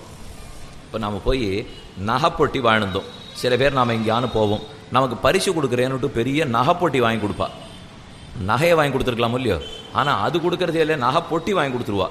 நம்ம உடனே அங்கே கேட்கணும், சுவாமி இதுக்குள்ளே வைக்கணுமே நாயதானோ, அதையும் சேர்த்து வாங்கி கொடுத்தீர்த்தானே நாங்கள் வாங்கிட்டு போய் அது நீங்கள் வாங்கிக்கோங்கோ அப்படின்னா இது 100 ரூபாய் இவர் வாங்கி கொடுத்ததுக்கு நான் 25,000 ரூபா போட்டு நகை வாங்கி அதுக்குள்ளே வைக்கணும். அப்போ பொட்டி எத்தனை வேணா பிடிக்கும். இவ்வளோ பெரிய பொட்டி 100 ரூபா கொடுத்து வாங்கியிருக்கேன், அதில் 25 லட்சத்துக்கு வேண்டிய நகையை கூட வைக்கலாம். இப்போ பொட்டி முக்கியமாக நகை முக்கியமானு பார்த்தா பொட்டியை நகையை பாதுகாக்குங்கிற அளவுக்கு பொட்டி முக்கியம். ஆனால் பொட்டியே போரும் நகையே வேண்டான்னு ஆரம்பிச்சுட்டா இந்த சரீரம்ங்கிறது பெட்டி ஆட்டம். அதில் விலை மதிப்பற்ற ஆத்மாவை ஆபரணமாட்டம் கொண்டு போய் வைக்கிறோம். ஆபரணத்தை பார்த்துக்கிற அளவுக்கு அந்த சரீரத்துக்கு ஏற்றம் உண்டே தவிர ஆத்மாவையே நாசம் பண்ணுறதுக்காக இது வேலை பார்க்க ஆரம்பிச்சதுன்னா அப்போ பொட்டியை தட்டுட்டு நகையை எடுத்துன்னு போட வேண்டிதான். அதைத்தான் பெருமான் செய்கிறார். இந்த பொட்டியை கீழே தள்ளிட்டு நகையை மட்டும் எடுத்துன்னு போடுறாரோ இல்லையோ. நம்ம தோணும் இந்த பொட்டியோடு எடுத்துன்னு போகிறதானே அவருக்கு இது வேண்டாம், அதனால தான் இந்த பொட்டியை தள்ளிவிட்டு ஆத்மாவை மட்டும் எடுத்துன்னு போனார். இதை பெரியாழ்வார் ஒரு பாசுரத்திலே ரொம்ப ஆச்சரியமாக சாதித்தார். வெண்ணெய் விழுங்கி வெறுங்கலத்தை வெற்பிடையிட்டு அதன் ஓசகேட்டுஹக்குங் கண்ணபிரான் கற்ற கல்வி. வெண்ணெயை விழுங்கி ஒரு மண் பாத்திரத்தில் இருக்கிற வெண்ணெய் எடுத்து கண்ணன் சாப்பிட்றார். சாப்பிட்டு முடிச்சுட்டு வெறும் பாத்திரத்தை கண்டாலே அவருக்கு பிடிக்காது. உடனே அதை எடுத்து ஓங்கி கீழே பாறையில் போடுவார். அது சுக்கு நூறாக உடையும். உடஞ்ச சத்தத்தை கேட்டு ரொம்ப திருப்தி, கை தட்டி சிரிச்சுட்டு போடுவார். கூறத்தாழ்வான் பிரார்த்திக்கிறார், இது எதற்காக பண்ணாய்? முஷ்டாதி தத் கடம், அந்த கடத்தை ஏன் போய் உடைத்தாய்? சரி சாப்பிட்டுட்டே வெண்ணெய் திருடன வரைக்கும் எனக்கு சந்தோஷம்தான், ஆனால் அதற்கு மேலே என்னத்துக்கு அந்த கடத்தையும் மறுபடியும் போய் உடைத்தாய்? கண்ணன் பதில் சொன்னார், அதில் ஒரு அர்த்தம் இருக்குது, அதை நீர் தெரிஞ்சுக்கணுங்கிறதுக்காகத்தான் உடைச்சேன். கடத்தை போலே மண் பாத்திரத்தை போல சரீரம், வெண்ணையை போல ஆத்மா. பகவானுக்கு வெண்ணெய் தான் தேவையே தவிர கண்டிப்பாக கடம் தேவையில்லை. அதனால தான் சரீரத்தை பிடிச்சி தள்ளி விட்டுடுறார், ஆத்மாவை வெண்ணையாட்டம் எடுத்துன்னு போய்டுறார். அவருக்கு ஆத்மாவே கிடைச்சப்புறம் வெறும் மண் பாத்திரத்தை ஆறான்னு பார்ப்பார்களா? ஆக எங்கு இந்த பொருள் வந்தாலும் இப்படித்தான் அர்த்தம் பண்ணி கொள்ள வேண்டும். பூமி ராவபனம் ஆகத்து. 46வது கேள்வி, கிம் ஸ்வித் ஏகபதம் தர்மியம், எது நிலை நிற்பவன், அதாவது கிம் ஸ்வித் ஏகபதம் நிலை நிற்றல், ஒருத்தர் நிலை நிற்க வேண்டும் என்ன ஆசை இருந்தால் ஏது அவனுக்கு தர்மம் என்று கேள்வி கேட்டுக்கொள்ளுகிறார். தாக்ஷ்யம் ஏகபதம் தர்மம். தாக்ஷ்யம்னா சாமர்த்தியம். சாமர்த்தியம்தான் தர்மத்தை நிலைநிறுத்துவதற்கு வழி. தர்மத்தை நன்றாக நிலைநிறுத்த வேண்டும். எது தேவை? சாமர்த்தியம் தேவை. என்ன காலத்துக்கு தகுந்த மாதிரி தர்மம் மாறிண்டே போகிறது, ஆட்களும் மாறிண்டே போகிறா. நம்ம தர்மத்தை நிலைநிறுத்தணும்னா நாம தான் சாமர்த்தியமாக இருக்கணும். இல்லைன்னா மக்கள் தர்மத்திலேருந்து ரொம்ப விலகி போடுவார்கள். இப்போ ஏற்கனவே இருந்த காலத்தில் உபன்யாச கிரமம் வேறு, பாராயண கிரமம் வேறு, சேவா கால கிரமம் வேறு. இன்னைக்கு காலத்தில் அது வேறு, மாறி போச்சு. ஏன் சுவாமி மாறிடுத்துன்னா, காலத்துக்கு தந்தாப்புல மாற்றிண்டா தான் தர்மத்தை சொல்ல முடியும்.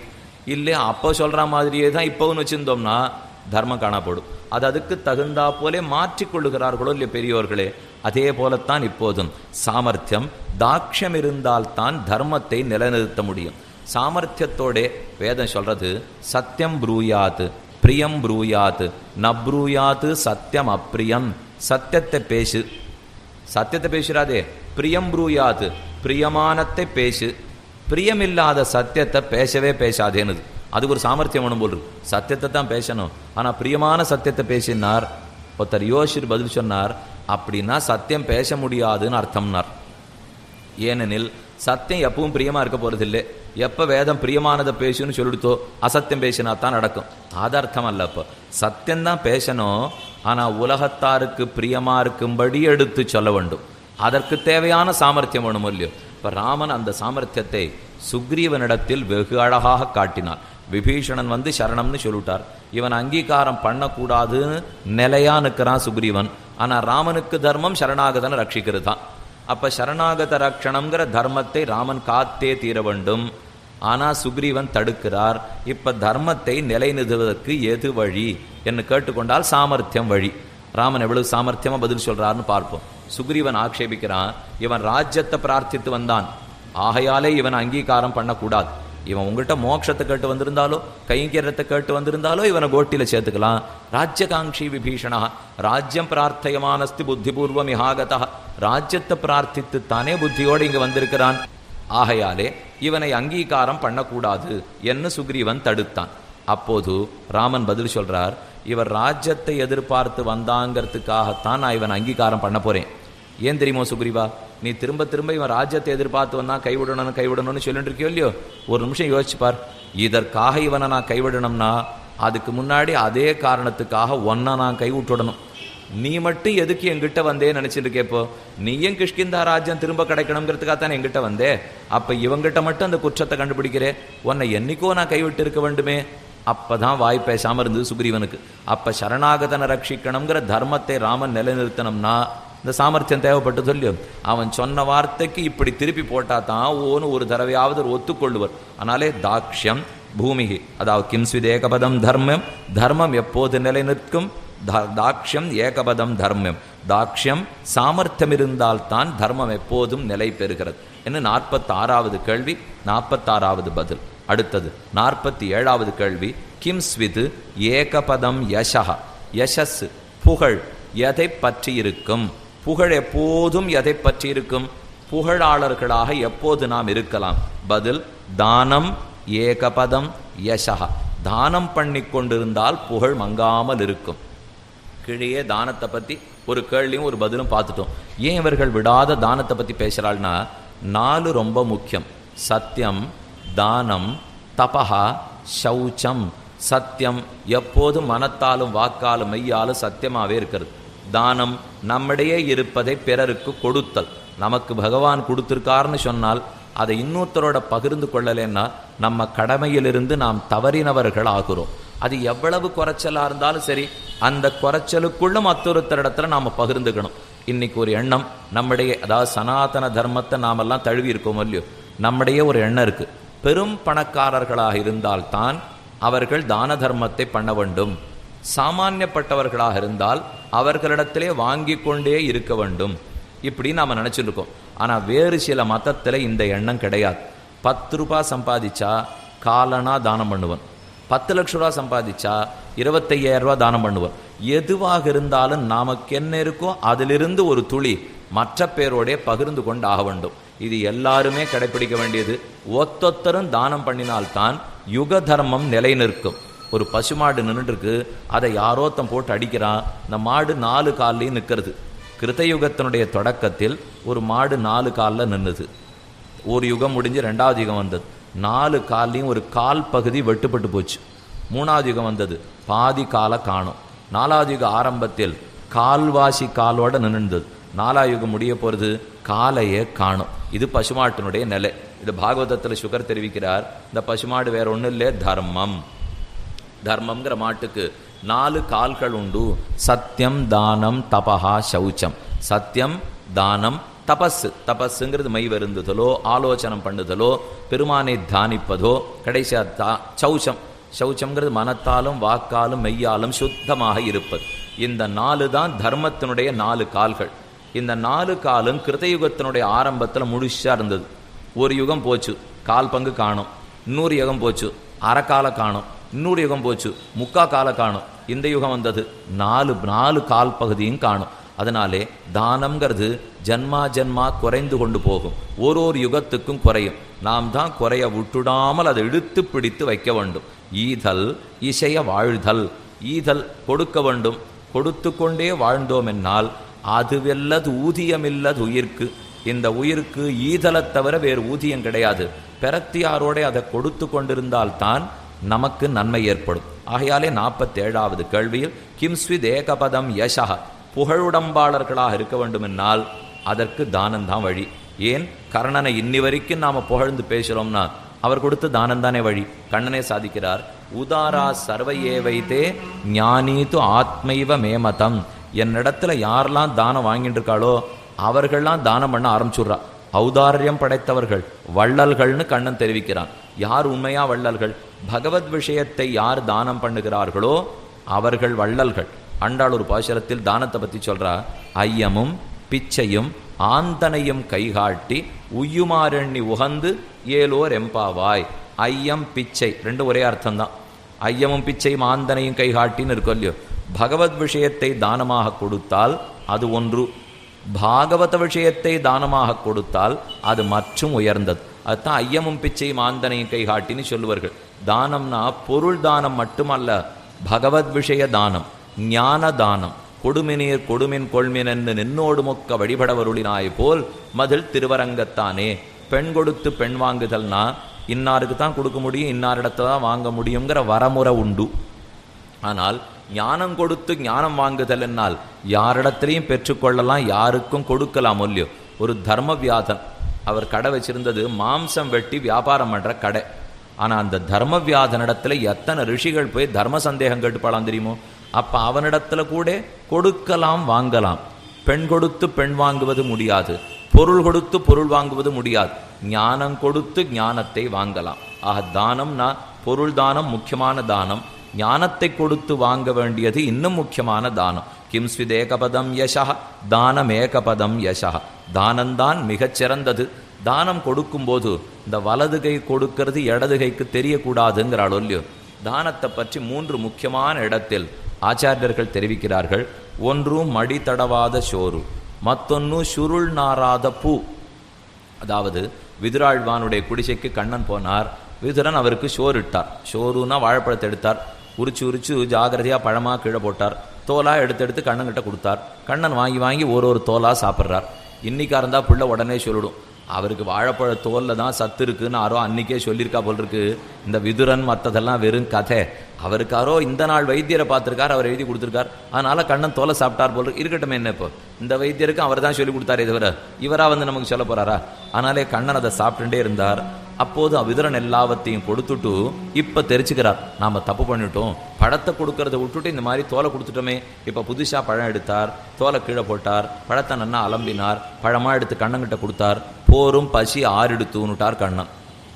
இல்லையே, நான் பழமே கொடுக்கலையே, இத்தனை நாளை தோல் தானே கொடுத்துருக்கேன்னா, நீ கொடுத்த தோலோ பழமோ என் பசி ஆற்ற போகிறதில்லை.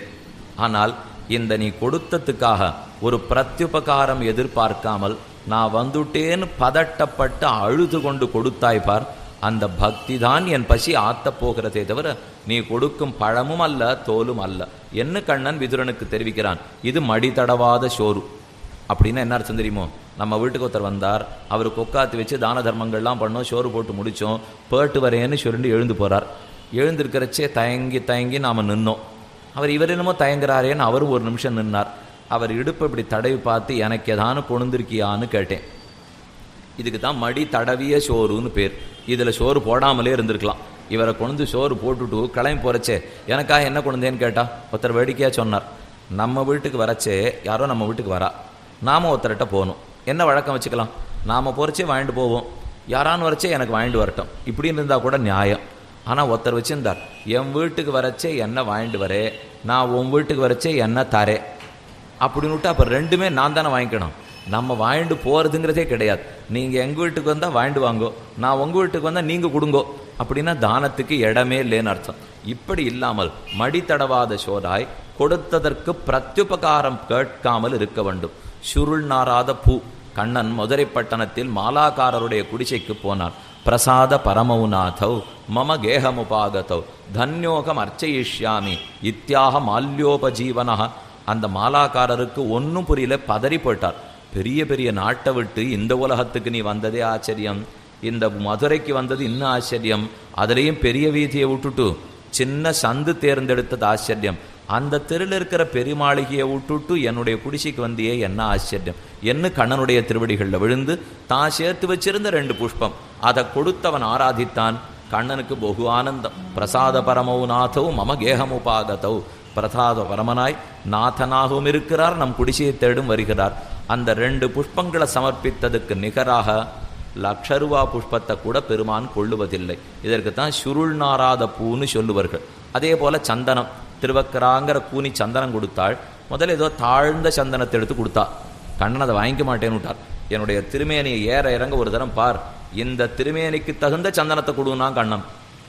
கூனி பார்க்குறா, திருவடியிலேருந்து திருமுடி வரைக்கும் பார்த்துட்டு, இதுக்கு தகுந்த சந்தனம் எங்கிட்ட இல்லை, உலகத்திலேயே இதுக்கு தகுந்த சந்தனமே இல்லை, பின்ன என்ன தரப்போறேன்னு கண்ணன் கேட்டான். பூசும் சாந்தி என் நெஞ்சமே. ஆழ்வார் சாதித்தார், என்னுடைய நெஞ்சந்தான் உன் திருமேனிக்கு பூசப்பட வேண்டிய சந்தனம், வேற லோகத்து சந்தனம் எனக்கு கிடையாது. என்னுடைய பாசுரங்களையே மாலையாகக் கொள், என்னுடைய நெஞ்சகத்தையே சந்தனமாகக் கொள், என்னுடைய கைகூப்பு செய்கையே உனக்கு வான் பட்டாடையாகக் கொள். கையை கூப்புகிறேன், இதுதான் நான் சமர்ப்பிக்கிற வஸ்திரம். வாயால பாடுவேன், இதுதான் உனக்கு புஷ்பம். நெஞ்சகத்தை ஈரத்திலே தோய்த்து கொடுக்கிறேன், பக்தியில தோய்த்து கொடுக்கிறேன், இதுதான் உனக்கு சந்தனம். இதுக்கு மேல் நான் என்ன சமர்ப்பிக்க போறேன்னு ஆழ்வார் சொன்னார். இந்த கதையை ஒரு இடத்துல சொல்லியிருந்தேன். ரொம்ப நன்னா எல்லாரும் அழுது கேட்டுண்டா. ஆனால் மொத்த பேரும் ஒரு முடிவுக்கு வந்துட்டா. என்னன்னா, இனிமே பகவானுக்கு ஒன்றும் செய்ய தேவையில்லை, சந்தனமே வேண்டாம், புஷ்பமே வேண்டாம், வஸ்திரமே வேண்டாம். ஏன்னா ஆழ்வார் அப்படித்தான் சொல்லியிருக்கார். அதெல்லாம் கொடுக்கவே வேண்டாமான்னு இதுக்கு அதுக்கு சொன்னதா நம்ம ஆழ்வாரும் இல்லை. அதையும் புரிந்து கொள்ள வேண்டும். ஆழ்வாராக இருந்தால் இதை பாடுறது நியாயமே தவிர அவர் நிலைக்கு நாம் போகவும் போகிறதில்லை. நம் நிலைக்கு முடைந்தது நாம் செய்து கொண்டிருக்க வேண்டும். எத்தனை பண்ணியிருந்தாலும் அவனுடைய ஏற்றத்துக்கு நிகராக நாம் பண்ண போகிறதில்லை. இந்த எண்ணத்தோடே தானத்தையும் பண்ண வேண்டும், தர்மத்தையும் பண்ண வேண்டும். இது புகழை பெற்று கொடுக்கும். ஆக தானம் ஏகபதம் யசா. 48வது கேள்வி. கிம் ஸ்வித் ஏகபதம் ஸ்வர்க்யம். ஸ்வர்க்கத்துக்கு முக்கியமான ஆலம்பனம் எது? ஸ்வர்க்கம் எப்படி கிட்ட பெறுகிறது? சத்தியம் ஏகபதம் ஸ்வர்க்யம். சத்தியம்தான் ஸ்வர்க்கத்துக்கு ஒரே பதம். சத்தியம்தான் ஸ்வர்க்கத்துக்கு வழி. சத்தியம் பேசுகிறது என்னால் வாய் வார்த்தையில உண்மை பேசுறத பற்றி மட்டும் சொல்லலை. மனதும் வாக்கும் மெய்யும் இந்த 3ம் ஒன்றாக இருக்க வேண்டும். மனசேகம் வச்சசேகம் கர்மண்ணேகம் மகாத்மனாம். கர்மண்ணி அதாவது மனஸ் அன்னது, வச்சஸ் அன்னது, கர்மண் அன்னது துராத்மனாம். மனது எதை நினைக்கிறதோ அதைத்தான் வாக்கு பேசணும், வாக்கு என்ன பேசுறதோ அதைத்தான் உடல் செய்யணும். இந்த 3 ஒன்னாடு திருத்து மகாத்மா. அதுதான் சத்தியம், சத்தியம், தபசு, சௌத்தம்னு சொல்லுவார்கள். இந்த 3 வெவ்வேறையா இருந்ததுன்னு வச்சுங்கோ, மனசு எதையோ நினைக்கிறது, வாக்கு எதையோ பேசுறது, உடல் எத்தையோ செய்கிறதுன்னு சொன்னால் அதெல்லாம் துராத்மாக்களின் எண்ணம். சத்தியம்னு சொன்னால் மனமும் வாக்கும் மெய்யும் இந்த 3ம் ஒன்றாக இருப்பதை தெரிவித்தார். சத்தியம் ஏகபதம் ஸ்வர்க்யம். இந்த 3 ஒன்றா இருந்தால் அதுவே ஸ்வர்க்கம். தனித்து ஸ்வர்க்க பூமிக்கு போய் ஆனந்தப்பட தேவையில்லை. நாம் இருக்கும் இடத்திலேயே ஸ்வர்க்கத்தை அனுபவிக்கலாம். 3ம் ஒன்றாக இருப்பின். இது 3ம் ஒன்றாக இல்லைன்னால் ஆரோக்கிய கேடும் வந்துடும். இதை வேதாந்த தேசிகன் ஆச்சரியமாக சாதித்தார். கரணத்ரய சாரூப்பியம் சௌக்கிய ரசாயனம். நம் சௌக்கியமாக இருக்கிறதுக்கு ஒரு மருந்து வேணும்னால் 3 கரணங்களும் ஒன்றாக நடத்தல். சாதாரணமாக இது நடக்காது. மனசில் ஒன்று நினைப்போம். இப்படி சொல்லிட்டு இருக்கிறது இங்கே இருக்கிற எல்லாருக்கும் பிடிச்சிருக்கணுங்கிற அவசியம் இல்லை. மனதிலே ஒரு மாதிரி கூட நீங்கள் நினச்சிட்டு இருக்கலாம். ஆனால் நீங்கள் நினச்சது என்கிட்ட வந்து சொல்லிவிடுவீடோ, நீர் சொன்னது இடத்துல இந்த இடத்துல தப்பு இருக்குது அப்படின்னு யாரும் வந்து சொல்ல மாட்டீர்கள். யாராக இருந்தாலும் கடைசி நாளில் கொண்டாடத்தான் போகிறா. நான் ரொம்ப சுமாராக சொல்லியிருந்தா கூட கொண்டாடத்தான் போகிறார்கள். ஒருத்தர் கேள்வி கேட்டார், இந்த சுவாமி சுமாரா எத்தனை நாழி உபன்யாசம் பண்ணுவர் அப்படின்னு கேட்டா.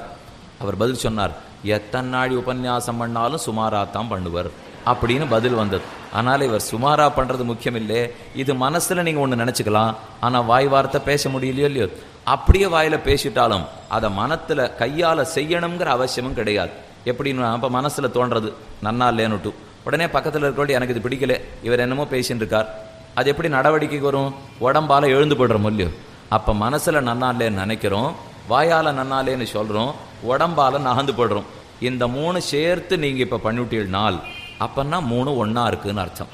கரணத்திரைய சாரூபியம்னு எதை சொல்லுகிறார்கள்னால் அதுக்குன்னு இங்கேருந்து எழுந்து போங்கன்னு இப்போ நான் சொல்ல வரல. அதை மனசு நினைத்ததை வாய் பேசி, வாய் பேசினதை கை செய்யணும். இல்லைன்னா என்ன ஆகும்? மனது ஒன்று நினைத்து வாய் ஒன்று பேசி கை ஒன்று பண்ணுறதுன்னு சொல்லிட்டா அப்போ நமக்குள்ளேயே 3 பேராக போராட ஆரம்பிச்சுடுறோன்னு அர்த்தம். இன்னொருத்தனோட நான் சண்டை போடலாம், ஜெயிக்கவும் ஜெயிக்கலாம். ஆனால் நானே 3 பேராயிண்டு என் மனசே ஒன்று நினச்சிருந்து என் வார்த்தையே இன்னொன்று பேசிந்து என்னுடைய கையே இன்னொன்று பண்ணியிருந்ததுன்னா மன அழுத்தமும் ஆரோக்கிய கேடும் தான் வரும்.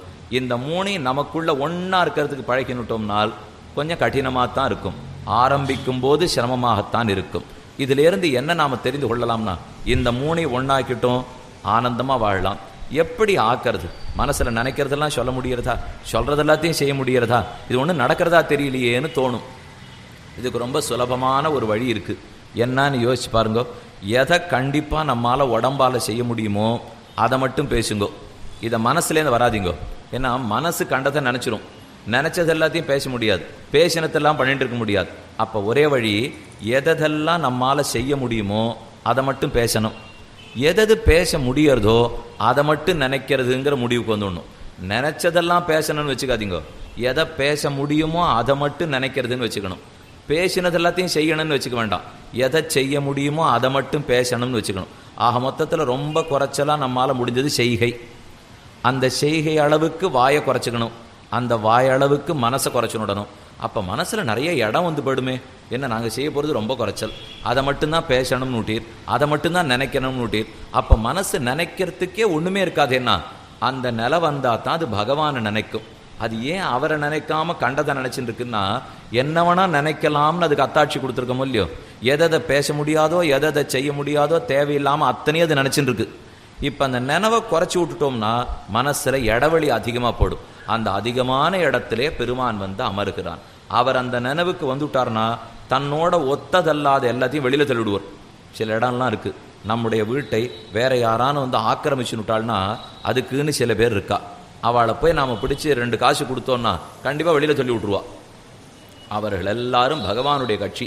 ஏன்னா நம்ம மனசில் கண்ட நினைவு இருந்ததுன்னா அது நம்ம வீடு. குடுத்தனத்துலேருந்து ஆளை வெளியில் அமிச்சாகணும். இப்போ அவரோ போக மாட்டேன்னு சண்டித்தனம் பண்ணுறார். அப்போ பகவானிடத்தில் போய் சரணம்னு சொல்லுவோம். கவலைப்படாதே, அந்த வீட்டில் நான் வந்து உட்காண்டேன்னா இவாள்லாம் வெளியில் போடுவா அப்படின்னு நமக்கு சொல்லுவார். ஆனால் இங்கே ஊரில் அந்த மாதிரி பண்ணுறவாள்லாம் நம்ம வெச்சின்னு இருக்க முடியோ, பகவானை வெய்யவே முடியாது. அவர் வந்து உள்ளே உட்காண்டு தடியடி பிரயோகம் பண்ணி எல்லாரையும் வெளியில் தள்ளிடுவார். அது போனாத்தான் இந்த மனசு நிர்மலமாக ஆகும். ஆக எதை செய்ய முடியுமோ அதை மட்டும் பேசி, எதை பேசுகிறோமோ அதை மட்டும் மனதாலே நினைக்க வேண்டும். இதை சத்தியம்னு கொண்டாடுறார். இந்த சத்தியம்தான் ஸ்வர்க்கத்துக்கே ஆஸ்பதம். ஸ்வர்க்கம் நிலைநிறுத்தது இதனாலே என்னும் பார்த்தோம். சத்தியம் பரம், பரகும் சத்தியகும், சத்தியேன சத்தியமே மிக உயர்ந்தது, அதை காட்டிலும் சத்தியமே உயர்ந்தது, லோகமத்தனையும் சத்தியத்தை தான் ஆதாரமாக கொண்டிருக்கிறது என்று 48வது கேள்வி பதில்.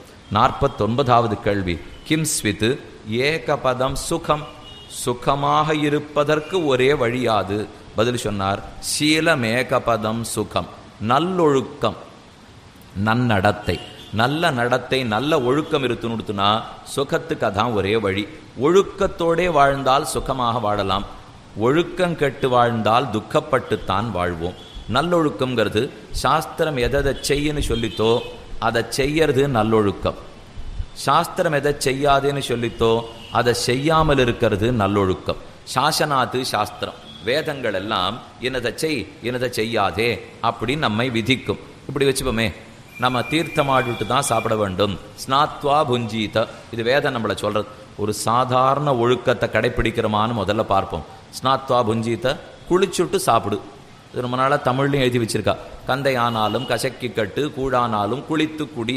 அப்போ குடிச்சிட்டு சாப்பிடணும்னாலும் இல்லையோ வேதம் அதைத்தான் சொல்லித்து. ஸ்நாத்வா புஞ்சீத. எந்த வேத வாக்கியத்தை எடுத்தினாலும் குழின்னு எங்கேயுமே சொல்லாது, சாப்பிடுன்னு எங்கேயுமே சொல்லாது. நமக்கா எது தெரியுமோ அதை வேதம் சொல்லியே கொடுக்காது. எதில் நமக்கு சந்தேகம் வருமோ அங்கே மட்டும்தான் வேதம் பேசும். ஏன் நமக்கு குளிக்க தெரியாதா தெரியுமான்னு கேட்டால் வேறவை எடுத்தா தானே குளிச்சுட்டு போகிறோம். இதுக்கு வேதம் வந்து சொல்லி கொடுக்கணுமான்னு. சரி பசி சாப்பிடுவேன்னா பசிச்சா நாமே சாப்பிட்டு போவோம். வேதம் சொல்லாமலே 4 வேளை சாப்பிட்றாரு. இன்னும் அது வேற சாப்பிடுன்னு சொல்லியிருந்ததுன்னு வச்சுங்கோ, இவர் சாப்பாட்டை தவிர வேற வேலையே பார்க்க மாட்டார். அதனால குழின்னு வேதம் சொல்லாது. வேதம் சாப்பிட்றச்சே குளிக்காம சாப்பிட போறானோ இல்லையோ அப்போ அது வந்துடும். ஸ்நாத்வா புஞ்சீத. நான் ரெண்டையும் சொல்லலை, ஏன்னா நீயே பண்ணிடுவேன்னு தெரியும். ஆனால் எது முன் எது பின்னுன்னு சொல்கிறேன். குளித்த பிற்பாடு தான் நீ சாப்பிட போக வேண்டும். குளித்த பிற்பாடு சாப்பிட போனோம்னா இன்னொன்று வச்சுங்கோ, குளித்த பிற்பாடு தான் சமைக்கவும் போக வேண்டும். என்ன வேதம் சொல்லித்தே சாப்பிட்றச்சே மட்டும் குளிச்சா போரும் விட்டார். அதனால் நாங்கள்லாம் தளிகையெல்லாம் முடிச்சுவிட்டு அதுக்கப்புறம் தீர்த்தம் ஆடிட்டு ரொம்ப சுத்தமாக வந்து சாப்பிட்டுடுறோம். ஏன்னா தளிகை பண்ணால் உடம்பெல்லாம் வேர்க்கிறது இல்லையோ. அதுக்கப்புறம் அப்படியே உட்காந்து சாப்பிட்றதுக்கு பிடிக்கலைன்னா வேணும்னா இன்னொரு தரம் குளிச்சுடுவாங்க. அவ்வளோதான் பண்ணலாமே தவிர தீர்த்தம் ஆடாமலே தளிகை பண்ணுறதுக்கு போகக்கூடாது. இன்னும் சில பேர் ஒரு அவசர பழக்கம் வச்சுருக்கா. அடுப்பில் ஏற்றச்சே குளிக்காமல் ஏற்றிக்கிறது, குளிச்சுட்டு இறக்கிக்கிறது. இந்த பழக்கமும் தவறு. தீர்த்தமாடின பிற்பாடு தான் பானையை தொடவே முடியும். தீர்த்தமாடின பிற்பாடு தான் அடுப்பு மூட்டவே முடியும். அந்த நாள் அடுப்பு மூட்டுறதுங்கிறது ஒரு காரியம். இந்த நாளில் பொத்தானை அமுக்குதல், இவ்வளவுதான் ரெண்டுத்துக்கும் வித்தியாசம். அந்த நாளில் கட்டப்பட்டு ஊதுகுழலை வச்சு அடுப்பு மூட்டியிருந்தோம். இப்போ அதுவே திரிக்கிறது, நெருப்புச்சி கூட தேவையில்லை. திருப்பினோன்னா தானே எரியறது. 20 நிமிஷத்தில் ஆறுது. ஆன உடனே சத்தம் போட்டு கூப்பிடுறது. கூப்பிட்டா நம்ம போய் இறக்கினா போகிறோம். அதுவே சாப்பிட்டு போயிடும் கொஞ்ச நாளில். இப்போதைக்கு நாம் சாப்பிட்டு இருக்கோம் பண்ணி முடித்த பிற்பாடு. இந்த அவசரகதி வாழ்க்கையிலே குளிச்சுட்டு சாப்பிடுன்னு வேதம் சொல்லித்தானே தீர வேண்டும். இப்போ ஸ்நாத்வா புஞ்சித்தான்னு வேதம் சொன்னால் அதன்படி கேட்டுட்டோம்னு வச்சுங்கோ, அப்போ நாம் வேதத்தின்படி வாழ்கிறோம்னு அர்த்தம், நல்லொழுக்கம் இருக்குன்னு அர்த்தம். அப்படி இல்லாமல் உன்னை செய்யணும் சொல்லச்சே நம்ம செய்யாட்டா தீர்த்தமாடுறதுக்கு போகிறோம் இல்லையோ, இடுப்பில் வஸ்திரம் இல்லாமல் தீர்த்தமாடக்கூடாது. வஸ்திரத்தோடே தான் தீர்த்தமாட வேண்டும். இப்படி ஆன்மீகத்தில் சிலதெல்லாம் சொல்லுவார்கள், இன்னென்னதெல்லாம் பண்ணி பாபத்தை சம்பாதித்து கொள்ளாதே எல்லாமே. ஆனால் இன்னைக்கு மாறி போயிட்ட காலம். பாதி பேர் இடுப்பில் வஸ்திரம் இல்லாத தீர்த்தமாடுறோம், பாதி பேர் தீர்த்தம் ஆடாமலே தான் தளிகை பண்ணுறோம், இன்னும் பாதி பேர் சாப்பிட்டுட்டு மற்ற வேலையை பார்த்துக்கிறோம். இப்படி ஒன்று மாறி மாறித்தான் செய்கிறோம். அந்த நாளில் நதியில் இறங்கிறதுக்கு போகிறச்சே இறங்கினா காலில் இருந்து தானே ஜலம் படும். அது படுறது உடம்பு ஆரோக்கியத்துக்கு நல்லது. முதல்ல காலில் ஜலம் படுறது, முழந்தாளில் படுறது, இடுப்பில் படுறது, நெஞ்சில் படுறது, தலை முழுக்கிறது, தீர்த்தமாட்டு வந்துடுவோம். இப்போ நேர் எதிர் குழாயை திருகச்சே தலையில் தான் ஜலம் கொட்டுறது. முன்னாடி காவேரியில் இறங்கினா கீழே ஜலம் பட்டு இருந்தது. மேலே முதல்ல தண்ணீர் தலையில் கொட்டினா ஆயுர்வேதப்படி ஆரோக்கியத்துக்கு கேடு. அப்போ ஆரோக்கியத்துக்கு எது கேடோ அதெல்லாம் ஜாகிரதையாக பண்ணிட்டு இருக்கோம். வேறு வழி இல்லை. அதுக்குன்னு இப்போ இங்கே காவேரியை கொண்டு முடியுமா, தாமிரபரணியை கொண்டு முடியுமா? முடியாது. சட்டுன்னு எல்லாரும் நாம் விட்டுட்டு அழ்வார்த்த நெறிக்கா போட முடியும்?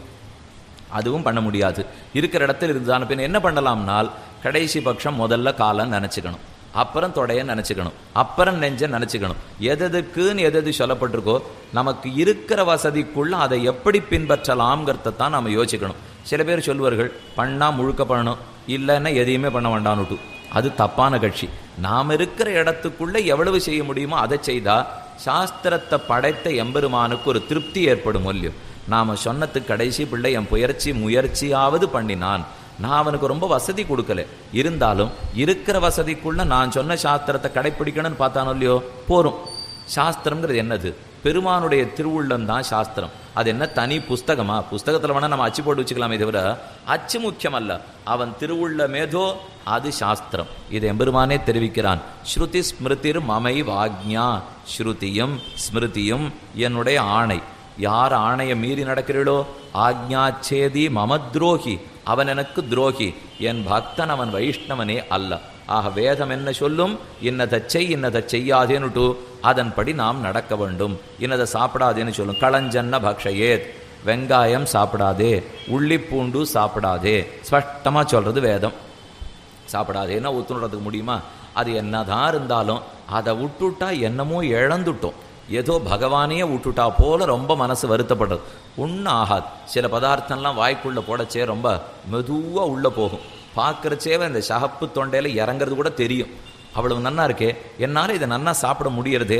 ஆனால் வேதம் ஏன் கூடாதுன்னு சொல்லியிருக்குன்னா முடிந்ததற்கும் கூடாததற்கும் வித்தியாசம் உண்டு. எனக்கு முடிஞ்சதெல்லாம் லோகத்தில் பண்ணக்கூடாது. எது கூடும்னு சாஸ்திரம் ஒத்துக்கிறதோ அதைத்தான் பண்ணணும். இப்போ என்னால் முடியும், தாப்பில் 4 பேர் உட்காந்துருக்கோ இல்லையோ, ஓங்கி கன்னத்தில் அரையிறது என்னால் முடியாது. அப்போ நன்னத்தான் முடியும், அரைஞ்சா நன்னா இருக்குமோ? கூடாதுன்னு அர்த்தம்.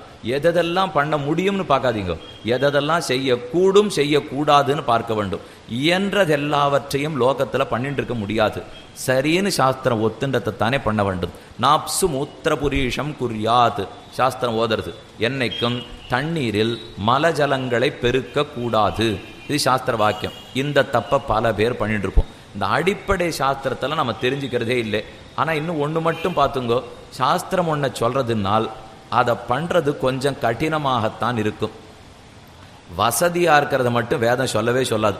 ஒன்றை நன்னா எடுத்துங்கோ, உட்காந்து சாப்பிட்டுன்னு இருக்க முடியும், ஜலபாத்திரத்தை எங்கே வைக்கணும்? தீர்த்தம் சாப்பிடணும். தீர்த்தம் சாப்பிடச்சு அந்த நாள்லையா இருந்தால் இதுக்கு போஜன பாத்திரம்னு பேர். இலத்தளிகைன்னு தமிழில் சொல்கிறோமே, இது போஜன பாத்திரம். இதுலேயே ஒரு தொன்னையை வச்சுருவா. அந்த தொன்னையிலே தீர்த்தத்தை குத்தினுட்டா வலது கையாலே எடுத்து சாப்பிட்டுடலாம். ஆனால் நாமெல்லாம் வெள்ளி பாத்திரம் வச்சுனுட்டோம், ரொம்ப பணக்காரர்களும் இல்லையோ, அதனால் தொன்னை வைக்கிறது இல்லை. பாத்திரத்தை எங்கே வைக்கிறது? வலது கையில் எப்படி சாப்பிட்றது? சரி, இடது கையில் எடுத்து சாப்பிட்றோம். இடது கையில் சாப்பிட்றது 2ஆம் பட்சம்தான். இருந்தாலும் குற்றம்னு பெருசாக தள்ளிவிடலை, இடது கையில் சாப்பிட்டுக்கலாம். இடது கையிலேருந்து சாப்பிட்றதுக்கு பாத்திரம் எங்கே இருக்கணும்? இந்த பக்கம் தானே இருக்கணும். அப்போ தானே இப்படி சாப்பிட முடியும். சாஸ்திரம் ஒத்துக்காது. ஜலபாத்திரம் வலது பக்கத்தில் தான் இருக்கணும். அதுக்குன்னு இடம் பண்ணி வலது பக்கத்தில் பாத்திரத்தில் வச்சா இவர் ஒருத்தரையும் எட்டி இப்படி எடுத்துட்டு இருக்கணும். எடுத்து தான் சாப்பிடணும். நமக்கு தோணும் இந்த வேதம் பிடிச்சது சொல்லவே சொல்லாது போல் இருக்கு. நமக்கு ஏதானு சௌரியம்னா உடனே அதுக்கு அது பிடிக்க மாட்டேங்கிறது. நமக்கு எது அசௌரியமோ அதை மட்டும்தான் சொல்லும்.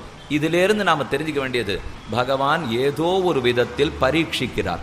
அந்த பரீட்சையில் அந்த சின்ன கட்டத்துக்கு என் மனசு இசையறதான்னு பார்க்கிறான்.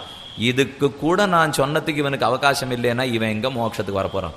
என்ன பெருமான் அதை கொடுக்கறதே கிடையாது. ஆகையாலே என்னைக்கு நல்லொழுக்கம் தேவை. அடிப்படை ஆதாரமாய் திருடக்கூடாது, பொய் சொல்லக்கூடாது, பிறன்மனை விளையக்கூடாது, அனகத்தை அகங்கரிக்க கூடாது, மமகாரம் கூடாது, காம குரோத லோப மோக மதமாச்சரியங்கள் யாவையும் கூடாது. இது இத்தனையும் விலைக்கு வாழ்ந்தால்தான் நல்லொழுக்கத்தோடு இருக்கிறான்.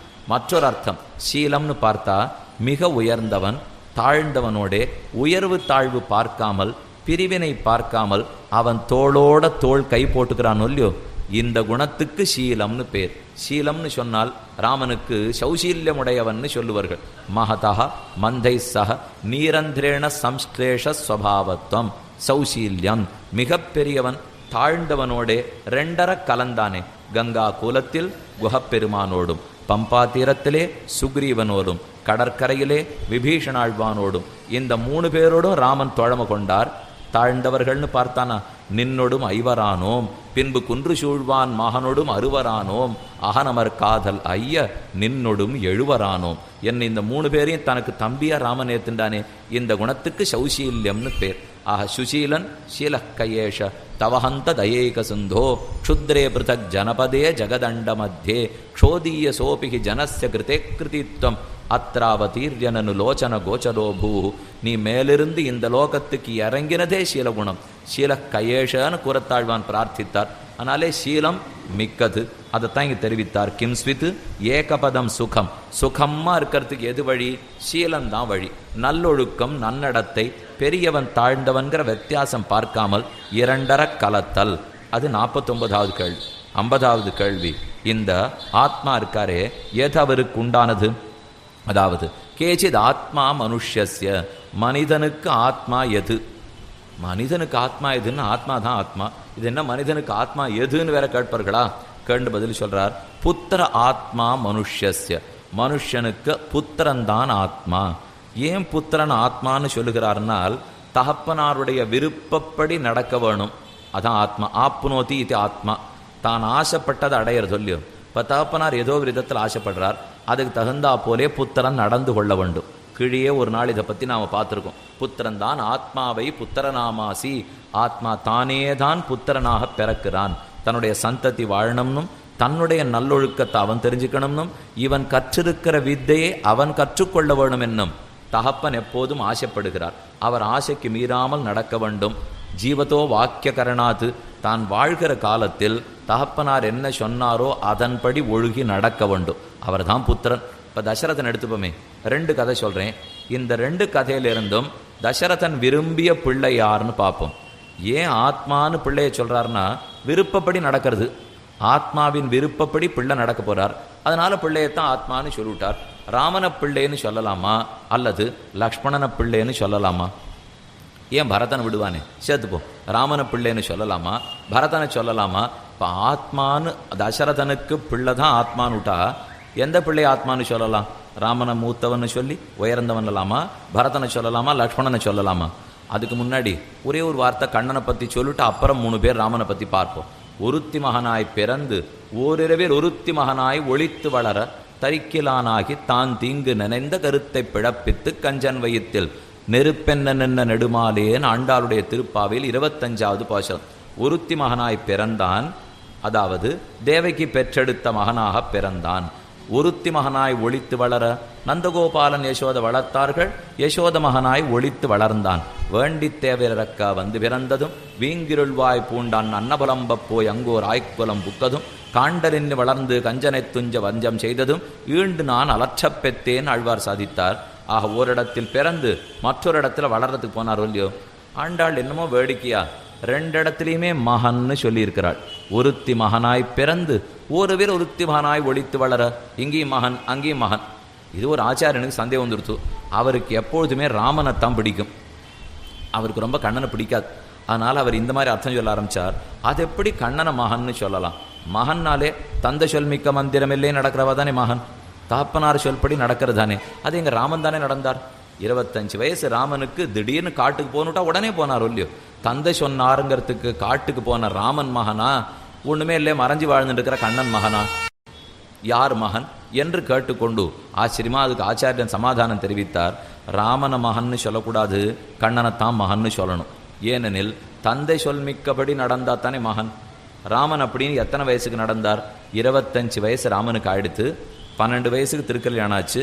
இன்னொரு 12 ஆண்டுகள் நாட்டில் சுகமாக இருந்துவிட்டா. இப்போ 24 முடிஞ்சு 25 ஆரம்பிக்கிறது. இப்போ தான் பட்டாபிஷேகத்துக்கு நாள் குறித்தார்கள். இல்லேன்னு சொல்லிட்டா ராமன் காட்டு கிளம்பி போயிட்டார். அப்போ 25 வயசுக்கு தாப்பனார் சொன்னபடி கேட்டார். ஆனால் கண்ணன் எப்போ தெரியுமோ தாப்பனார் சொன்னபடி கேட்டார்? குழந்தை பிறந்தது. தம் அத்புதம் பாலகம் அம்புஜேக்ஷணம் வசுதேவ ஐக்ஷத, மிக அழகிய 4 தோள்களோட சங்க சக்கர கதை முதலான ஆயுதங்களை தரித்து கொண்டிருக்கிற அந்த குழந்தையை தாயார் தகப்பனார் பார்த்தார்கள். அது அலௌகிகமான குழந்தை, சாதா குழந்தை இல்லை. நார்த்தோள்களோட பிறந்திருக்கு. த்விஜச்சந்திர சந்திரிகா 32 பல்லு இருக்கு. கடகடான்னு சிரிக்கிறது குழந்தை. அப்போ இது லோகத்து குழந்தை போலவே இல்லை. பார்த்த உடனே தேவகிக்கு ஒரே பயம். கண்ணனை இதை மறைத்துக்கொள், உபசம்ஹர விஸ்வாத்மன்னு ரூபமேதது அலௌகிகம், இந்த அலௌகிகமான உருவத்தை மறைத்துக்கொள். உடனே கண்ணன் மறைச்சுனுட்டார். சாதாரண வீட்டு குழந்தை ஆட்டம் படுத்துட்டார். இவர் கேள்வி கேட்டார், 25 வயசுக்கு தசரதன் சொன்னபடி ராமன் நடந்தவன் ஏற்றமா, அல்லது பிறந்த அடுத்த நிமிஷமே தகப்பனார் சொல்படி இப்போ பிள்ளை கேட்டு சொல்லியோ? அப்போ மகன்னு கண்ணனை சொல்றதா, மகன்னு ராமனை சொல்றதா? தந்தை சொல் மிக்கதுன்னா 2 பேரும் தான். 25 வயசுக்கு நடந்ததை காட்டிலும் பிறந்த கண்ணன் சொன்னதுக்கு ஏற்றமோ இல்லையோ? இது கண்ணனை பற்றி பார்த்தோம்னா. இப்போ ராமனிடத்திலே பார்ப்போம். ராமனை மகன்னு சொல்லலாமா, பரதனை சொல்லலாமா, லக்ஷ்மணனை சொல்லலாமான்னா லக்ஷ்மணனை பற்றி ஒரு கதை. குஹன் தான் ஓடக்கரையில் ஓடத்தை கொண்டு வந்து நிறுத்தினான். 3 பேரும் ஏறி உட்கார்ந்துட்டார்கள். சுமந்திரன் தான் தேரை ஓட்டின்னு வந்து காட்டிலே விடுகிறான். ராமன், சீதை, லக்ஷ்மணன் 3 பேர் உட்காண்டிருக்கிறச்சே சுமந்திரன் ராமனை பார்த்து, உன்னுடைய தகப்பனாருக்கு என்ன செய்தி சொல்ல என்று கேட்டான். ராமன் பதில் சொல்லிட்டார், ஜாகிரதையாக பார்த்துக்கோ, 14 வருஷத்தை 14 நிமிஷமாக முடிச்சுட்டு ஓடி வந்துடுறேன், அது வரைக்கும் நீர் தான் பார்த்துக்கணும். அடுத்து சீதை இடத்துல வந்தா, அவளுக்கு ஒரே துக்கம். நாம் பிறந்த வீட்லையும் இல்லை, புகுந்த வீட்லையும் இல்லை, இது எங்கேயோ குஹனுடைய காட்டில் வந்து மாட்டினுட்டோம். இப்போ அவள் பேசவே இல்லை, அழுதுண்டே இருந்துவிட்டா. அடுத்து லக்ஷ்மண இடத்திலே வந்தான். உன்னுடைய தந்தைக்கு என்ன செய்தி சொல்ல? லக்ஷ்மணன் திரும்ப கேட்டார், அவர் என் தந்தைன்னே நான் மதிக்கலை, அவருக்கு என்ன தந்தைக்கு செய்தி சொல்ல? தசரத மன்னவனுக்கு என்ன செய்தி சொல்லான்னு கேளு அப்படின்னா அவன், ஏன் அவர் தானே உங்கள் அப்பா, நான் என்ன தப்பாக கேட்டுட்டேன் இப்போ? சரி, தசரத மன்னனுக்கு என்ன செய்தி சொல்ல? பித்ருத்வன் நோபலக்ஷயே, அவரை தகப்பனார்னு மதிக்கலேன்னு போய் சொல்லிடுன்னுட்டான். சுமந்திரன் கேட்டுண்டார். நேர தசரதன் இடத்துல வந்தார். விஷயேதே மகாராஜ ராம வியசன கரிசிதாக சபுஷ்பாங்குர கோரக்காக அபிவிருக்ஷாக பரிம்லானாக சபுஷ்பாங்குர கோரக்காக ராஜன்னு, உன் நாட்டு செய்திகளை சொல்கிறேன் கேட்டுக்கோ. எல்லா இடத்துலையும் மரங்கள்லாம் பட்டு போச்சு. ராம வியசன கரிசிதாக, ராமனை விட்டு பிரிந்தபடியாலே எல்லாம் பட்டு போயிருக்கின்றன. இதெல்லாம் கூட பெரிய விஷயம் இல்லை. இப்போ நான் சொல்ல போகிறத நினச்சி தான் உனக்கு பிராணம் போகிறது. என்னான்னு கேட்டான் தசரதன். லக்ஷ்மணன் ஒரு பிள்ளையை நீ பெற்றியே, அதுங்கிட்ட கேட்டேன் உனக்கு என்ன செய்தி சொல்லணுட்டு. அவர் சொன்னார், தசரதனை தந்தேன்னு மதிக்கலேன்னு சொல்லுடு அப்படின்னு லக்ஷ்மணன் சொன்னார்னார். சுமந்திரன் பார்க்கறான், உயிர் இல்லாமல் தசரதன் கீழே விழப்போறானான்னு. படுத்துண்டு துடிச்சிருந்தவன் எழுந்து உட்கார்ந்துட்டான். அப்புறம் கேட்கிறான், திரும்ப சொல்லு, என் பிள்ளை லக்ஷ்மணன் என்ன சொன்னான், உன்னை தகப்பனாரா மதிக்கலேன்னு சொல்லுன்னா. இதை கேட்டு நெஞ்சு கொதிக்கலையான்னார். சுமந்திரா, இதை கேட்டு தான் நெஞ்சு குளிர்ந்தது. ராமனை பெற்று நான் சுகப்படவில்லை, லக்ஷ்மணனை பெற்றுத்தான் சுகப்பட்டேன். ஏன்னா ராமன் என்னை விட்டு பிரிந்து போனான். அவன் நான் ஆசைப்பட்டதை செய்யல, நான் ஏதோ நீதியின்படி நடக்கணும்னு அவன் நினைச்சானே தவிர தகப்பனாருடைய பிரியமேதுன்னு பார்த்து ராமன் செய்யவில்லை. ஆனால் லக்ஷ்மணன் எதை பார்த்தான், தகப்பனாருக்கு பிரீதி ராமன் பின்னாடி போறது தான். அது தகப்பனாரையே விரோதித்து கொண்டு போவதானாலும் சரி, அதுதான் எனக்கு பிரியமானது என்று ராமனை பிடித்து கொண்டு பின்னே சென்றான் என்றோ. இதைத்தான் குலசேகர ஆழ்வார் திருக்கண்ணபுர பாசுரத்தில் ஆழ்த்திரமா சாதித்தார்.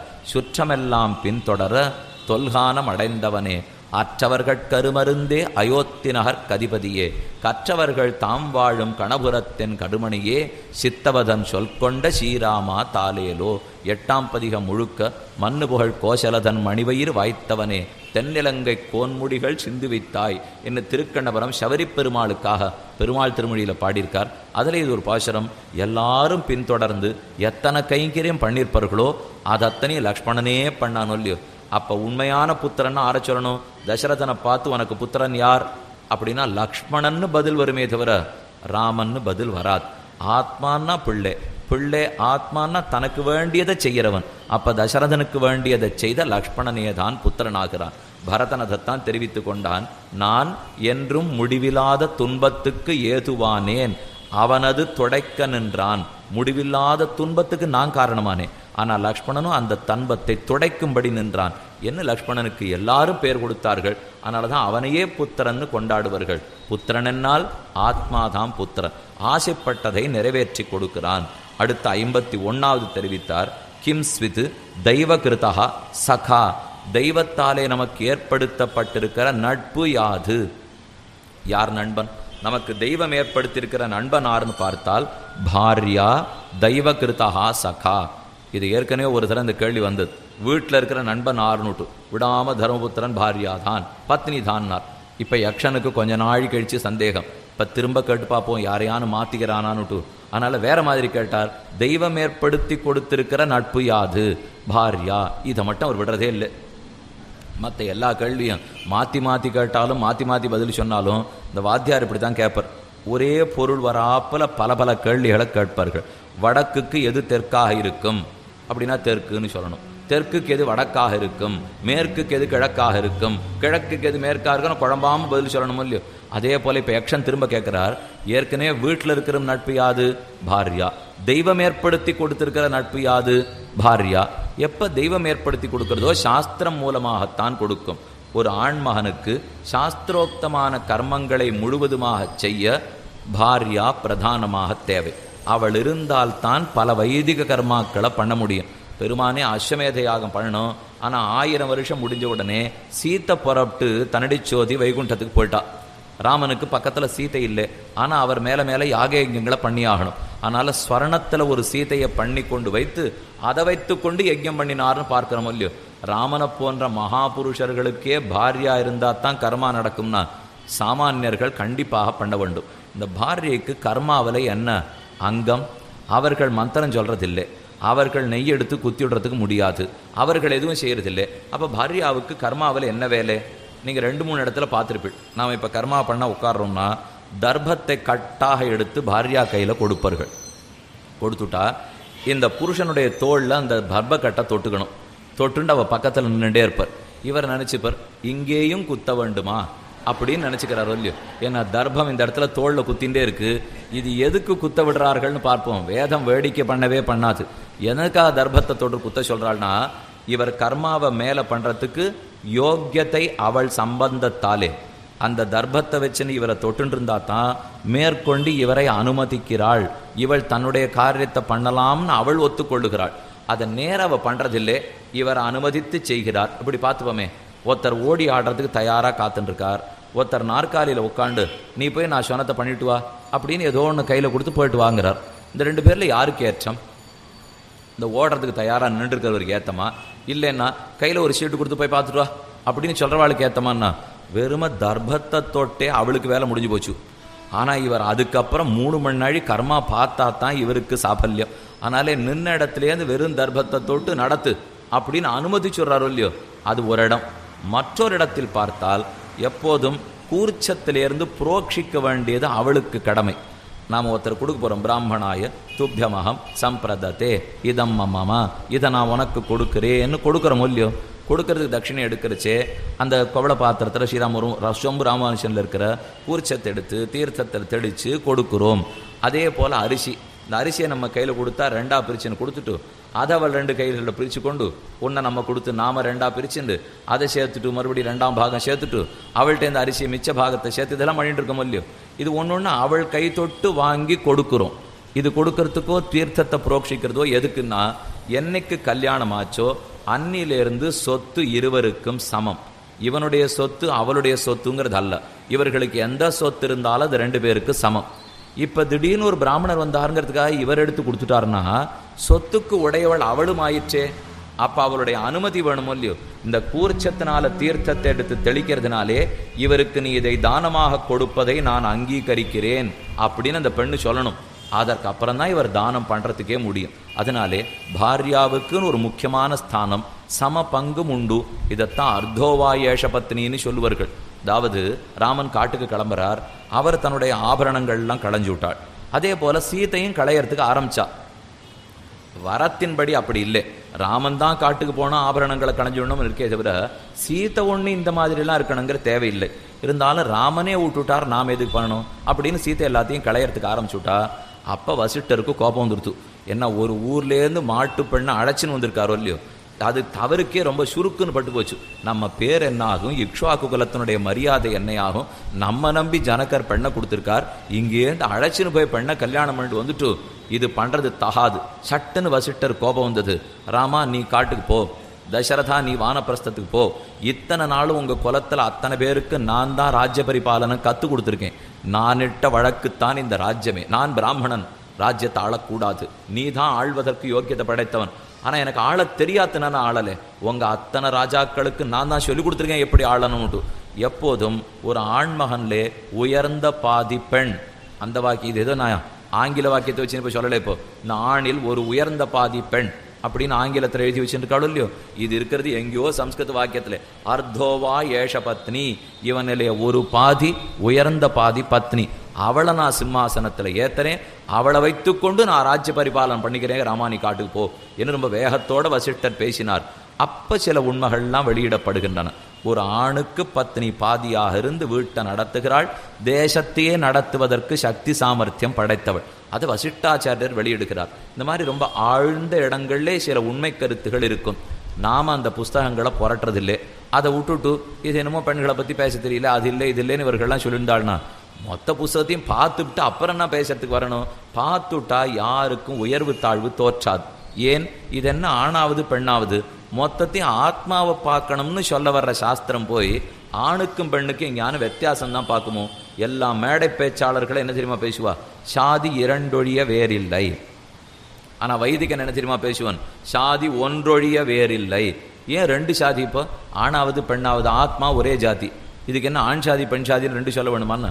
இந்த ஆத்மாவுக்கு ஒரு ஜாதி எது, பகவத் தாசன், ஒரே ஜாதி, பெருமானுக்கு அடிமைங்கிற ஒரு ஜாதியை தவிர 2வது ஜாதி கூட நாம் ஒத்துக்க வேண்டிய தேவையே கிடையாது. ஆக ஒன்றுதான் புருஷன், அவனுக்கு 6 மனைவி, மனைவிதான் மிக்க நட்பு படைத்தவள், தெய்வமே நமக்கு அவளை நண்பாக ஏற்படுத்தி கொடுத்திருக்கும். ஆக சகா பாரியா தெய்வகிருத்தா, சகா பாரியாதான் தெய்வத்தாலே ஏற்படுத்திப்பட்டிருக்கிற சகா. இதை நாம் விவாகத்தின் போது மந்திரத்தில் சொல்லிட்டு தான் இருக்கும்.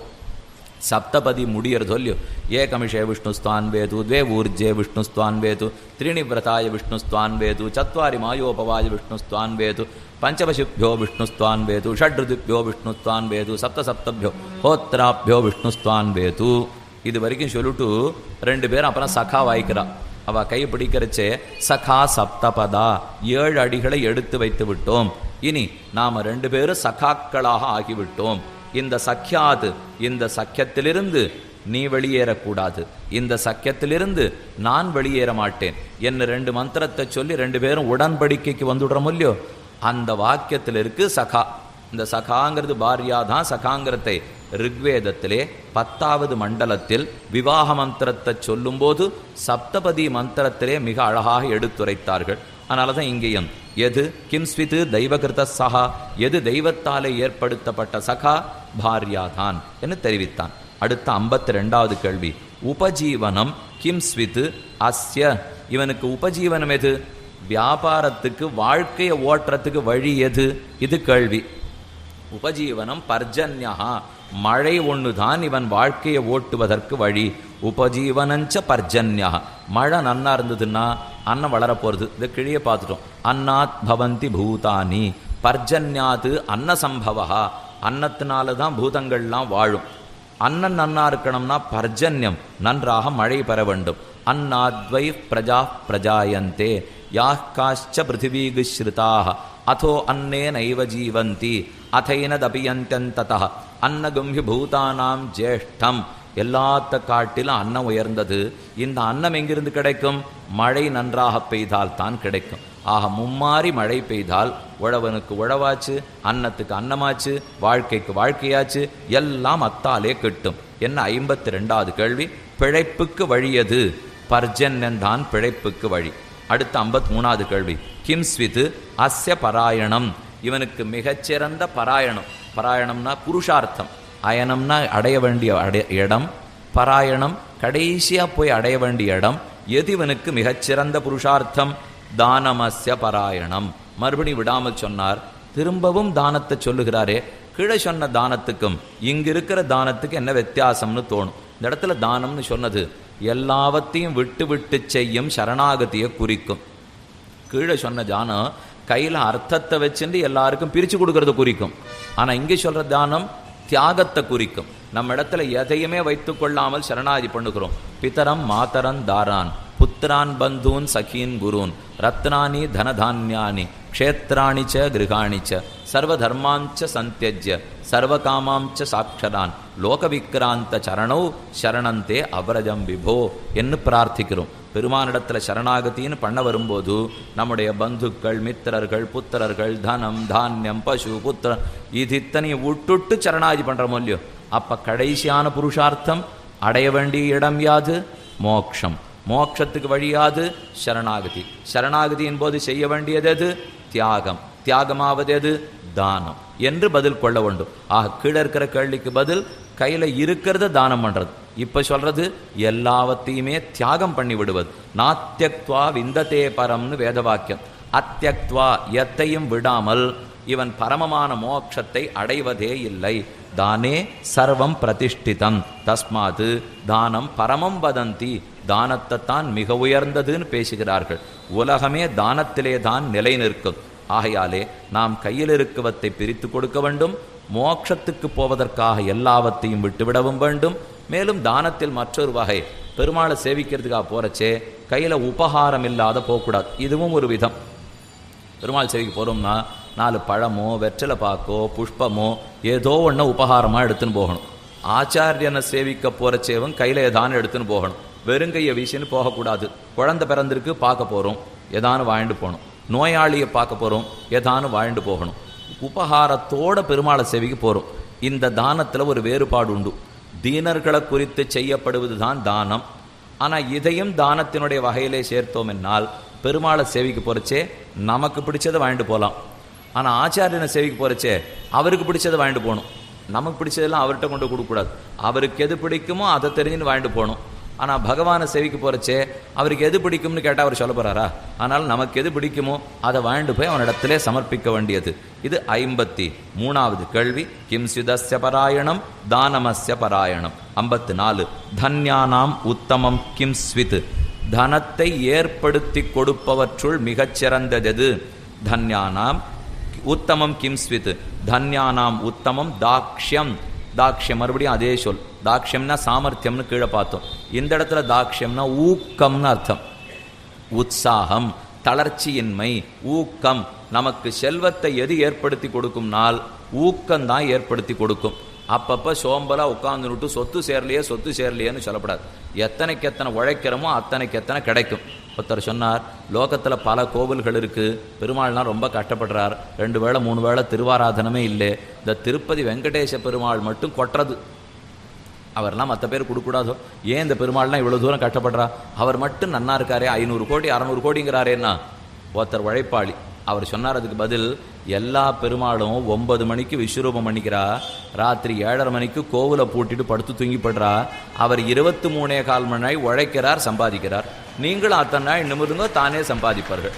அந்த ஊரில் பெருமாள் அவ்வளவு கொட்டுறது என்ன, அத்தனை நாள் நிற்கிறார் அவர். நமக்கு நிற்கிறதுக்கு சக்தி சாமர்த்தியம் இருந்தால் தானே நாம் நிற்க முடியும். அதனால ஊக்கம். பெருமாள்னு வேடிக்கைக்காக சொன்னேன், அவருக்கு இதுக்கு எந்த சம்பந்தம் இல்லை. எந்த பெருமாள் நிற்காட்டாலும் அவன் பகவான் தான்.